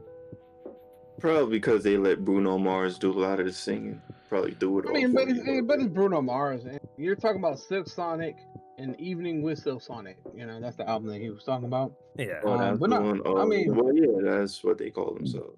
But they had some joints on there. But yeah, they had some joints. Yeah, but back to your review, Condonis. Yeah, so yeah, I rock with the whole album. You know, I'm actually gonna give this a 5 out of 5 as well, bro. It's just something about this album, fam. Especially that first single that I kept on replaying, where I go, for some reason. It's old. Don't get me wrong. It's old, but it's fire. You know what I'm saying? And then Walk On By. Now, Earl Sweatshirt. Now, we gotta talk about Earl real quick. We don't trust nobody named Earl. Right? Song is fire. But y'all know that this man is in Philly now doing that Nigerian drill music now. Exactly. My point exactly. I didn't know. Exactly, bro. I watched a video asking where they at now. So they pointed out that he was on this album, but his latest music is this up-tempo electronic Nigerian drill music. I'm gonna say, leave it at that with the 5 out of 5. Y'all do what y'all want with that information. I'm gonna say this: when I listened to Earl Sweatshirt after his first album, I kind of really didn't really listen to him after that. I know he got an album with DJ Drama on it. I gotta listen to that. But the album where he was like his face, like he was in that plastic rap shit that looked like from Booty Call when he rapped his whole face, like that shit. I didn't listen to that shit at all. I looked at that. Sound like something you want to listen to, bro. That album cover looked weird. I was like, nah. I listened to it and I was like, nah, this ain't it. This ain't the shit that you know, High G Beats was all over the first time when it was like when you were going through it with Tyler the Creator and you know Frank Ocean and Damo Gene when all those niggas was coming out and you know, I'm not gonna lie to you, Tyler had a fucking squad. For sure. And I'm like, there was a squad, bro. Like, for some niggas that really just didn't, they were nice on that fucking mic though. If you really creative, bro. They were the original content creators. If you think about it, they were giving us vlogs, bro. Tyler was a little weird, and Tyler was talking a lot of shit when he first came out. Talking about Chris Brown and Rihanna and everything like that. That nigga was talking big shit when he came out. Boy, it worked. But he had that song though, Yonkers, and that was a hard ass fucking beat. You know how many niggas rapped over that beat? A lot of niggas rapped over that beat when that song came out, bro. That was a tough beat. That beat was nice. Even him, he outdid himself, and it was like the way how he rapped. And then like when you listen to it now, what he was saying, he did an interview. He kind of he doesn't like none of those songs that he did back in the day, but they were hits and he knows they were hits, but he was young. But like listening to it now, it's like, yeah. Should have chilled out there, buddy. Yeah, he was out there. So you said, what was your rating again for he gave it a 5. Album? So he gave it a 5. Okay. You gave it a 4.5. So we are collectively giving it 5 out of 5. Basically, and it like I said, it's a good album, man. If y'all really want some good R&B album and whatnot, and then it's like that track Where I Go featuring her is a good that's a good fucking that was my favorite track, bro. That was my favorite track. That's one of my favorite tracks, but keep her was it had a message behind that bitch though, like it really do. And I really like that fucking song, bro. But like literally this whole album, bro, it's on that rotation of my playlist, man. And it's probably album of the year for me, bro. I can't really see any album, any hip. Like literally the 2 albums that I have was the Pete Rock versus the Pete Rock and the Common. Yeah, Common, the Auditorium Volume 1 and this one. This is probably the 2 albums that's like album of the year for me, bro. Yeah, okay. Like I said, I'm excited for that conversation. So I mean, overall, like, dude, for the 3 albums, man, all of them over 4. Can't beat that. And that's so. Yeah, check some good albums. Albums. So people, please take your time listening to it. Yeah. So once again, the albums were Empire of the Sun, which is Ask That God. We had GloRilla, which Glorious. I said it right this time. And then of course No Worries and X Worries with the album Why Lord. Anderson .Paak and Knowledge. That's the No Worries. Yeah, that's the yep. So if you look for it, you can search Anderson .Paak and then you'll find it because it's up under his name on Spotify is up under his name, but everywhere else you just type in Anderson .Paak, you might see it, but not. Yeah, like I said, just go out there and listen to that album, man. It's a good album. Yep, and then of course, just cause me being me, listen to my shit too. Yeah, go listen. Good shit. Yeah, go listen to my man Lyrical Ace. He dropped a new single, so go bump that up. Where all social media platforms is at, and yeah. So it's time to get up out of here. This was a well done, quick, fucking. It was nice and paced. I felt good with this. And then of course, first time with the camera, man. Yeah, he got a camera. One more. We need one more. Yeah, you got a camera. I have mine on next time. I'll get it on next time. Yep. So that's it. It's a wrap. I'm getting off because I'm getting hungry and I want to get something to eat. So And I any want to. last words? So, Facts. Any last um, words? yeah, man, go listen to some Cody good Rhodes ass music. trash. This nigga. Go listen to some good music. You know what I'm saying? It's really good music. And just be aware of the shit that you get into when you watching like on just YouTube. Just be aware of the stuff that you're looking at on social media, YouTube, um, Instagram, all that. Be aware. Like these algorithms are there. They're there. They don't have an actual thought process of what you are, so you control it. So basically, give that control to that. So pretty much 9 times out of 10, just be aware of what you're looking at. So if you start seeing some shit and you don't feel comfortable with it, there are options in there that tell you, hey, I don't like this. Don't recommend me this. And the algorithm, they won't recommend you that. So you got to take advantage of those features. So they are there. A lot of people don't use them, but they are there. So just make sure. And like I said, for YouTube, clear out some of your YouTube history. If you start seeing the same shit that you not wanting to look at after looking at one video, just clear it out. If you like the video, make sure you watch a bunch of other videos and stuff like that. But other than that, man, that's it, man. That's it for me. Candonis, what you got to say to the people before we get up out of here? Oh, Cody Rhodes trash. That's the most important thing that we got to get out the way.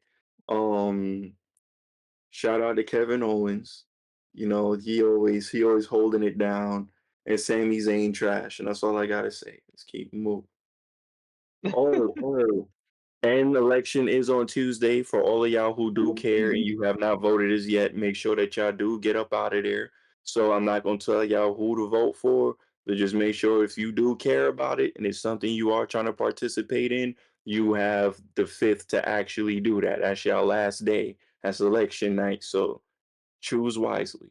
And on the next podcast episode, we gonna celebrate. Well, Oh, I don't know about them celebrating. oh, I'm going to celebrate for an entirely different reason. I'm not letting you know right now, but I'm going to. I want to know. Oh, I can't wait. Yeah, we will talk about it later. But I'm going to celebrate it for an entirely different reason. So you'll hear about it on the next episode. Yes, But sir. Ace, what you got to say? Uh, my last words is, yeah, man. Always as always, peace, love, positivity, man. Always try to keep moving forward. And definitely I'm glad you mentioned it real quick, so I can say it too. We'll find out how if we're fucked or if we're super fucked on the Mm-hmm. 5th. There's no, There ain't no in uncard. between. There ain't no other options. So it's either we're fucked, super fucked, but boy, oh boy, it's exciting times, I must say. you, you So, finna get uh, cold. so we got that. Like I said, singles out.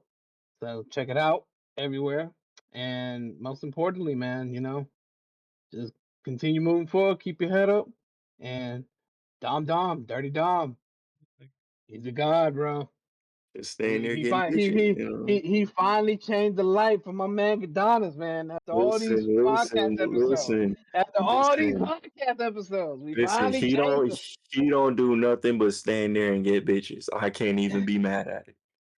All right, Ah, we up out of here. hey, Peace. peace. Peace.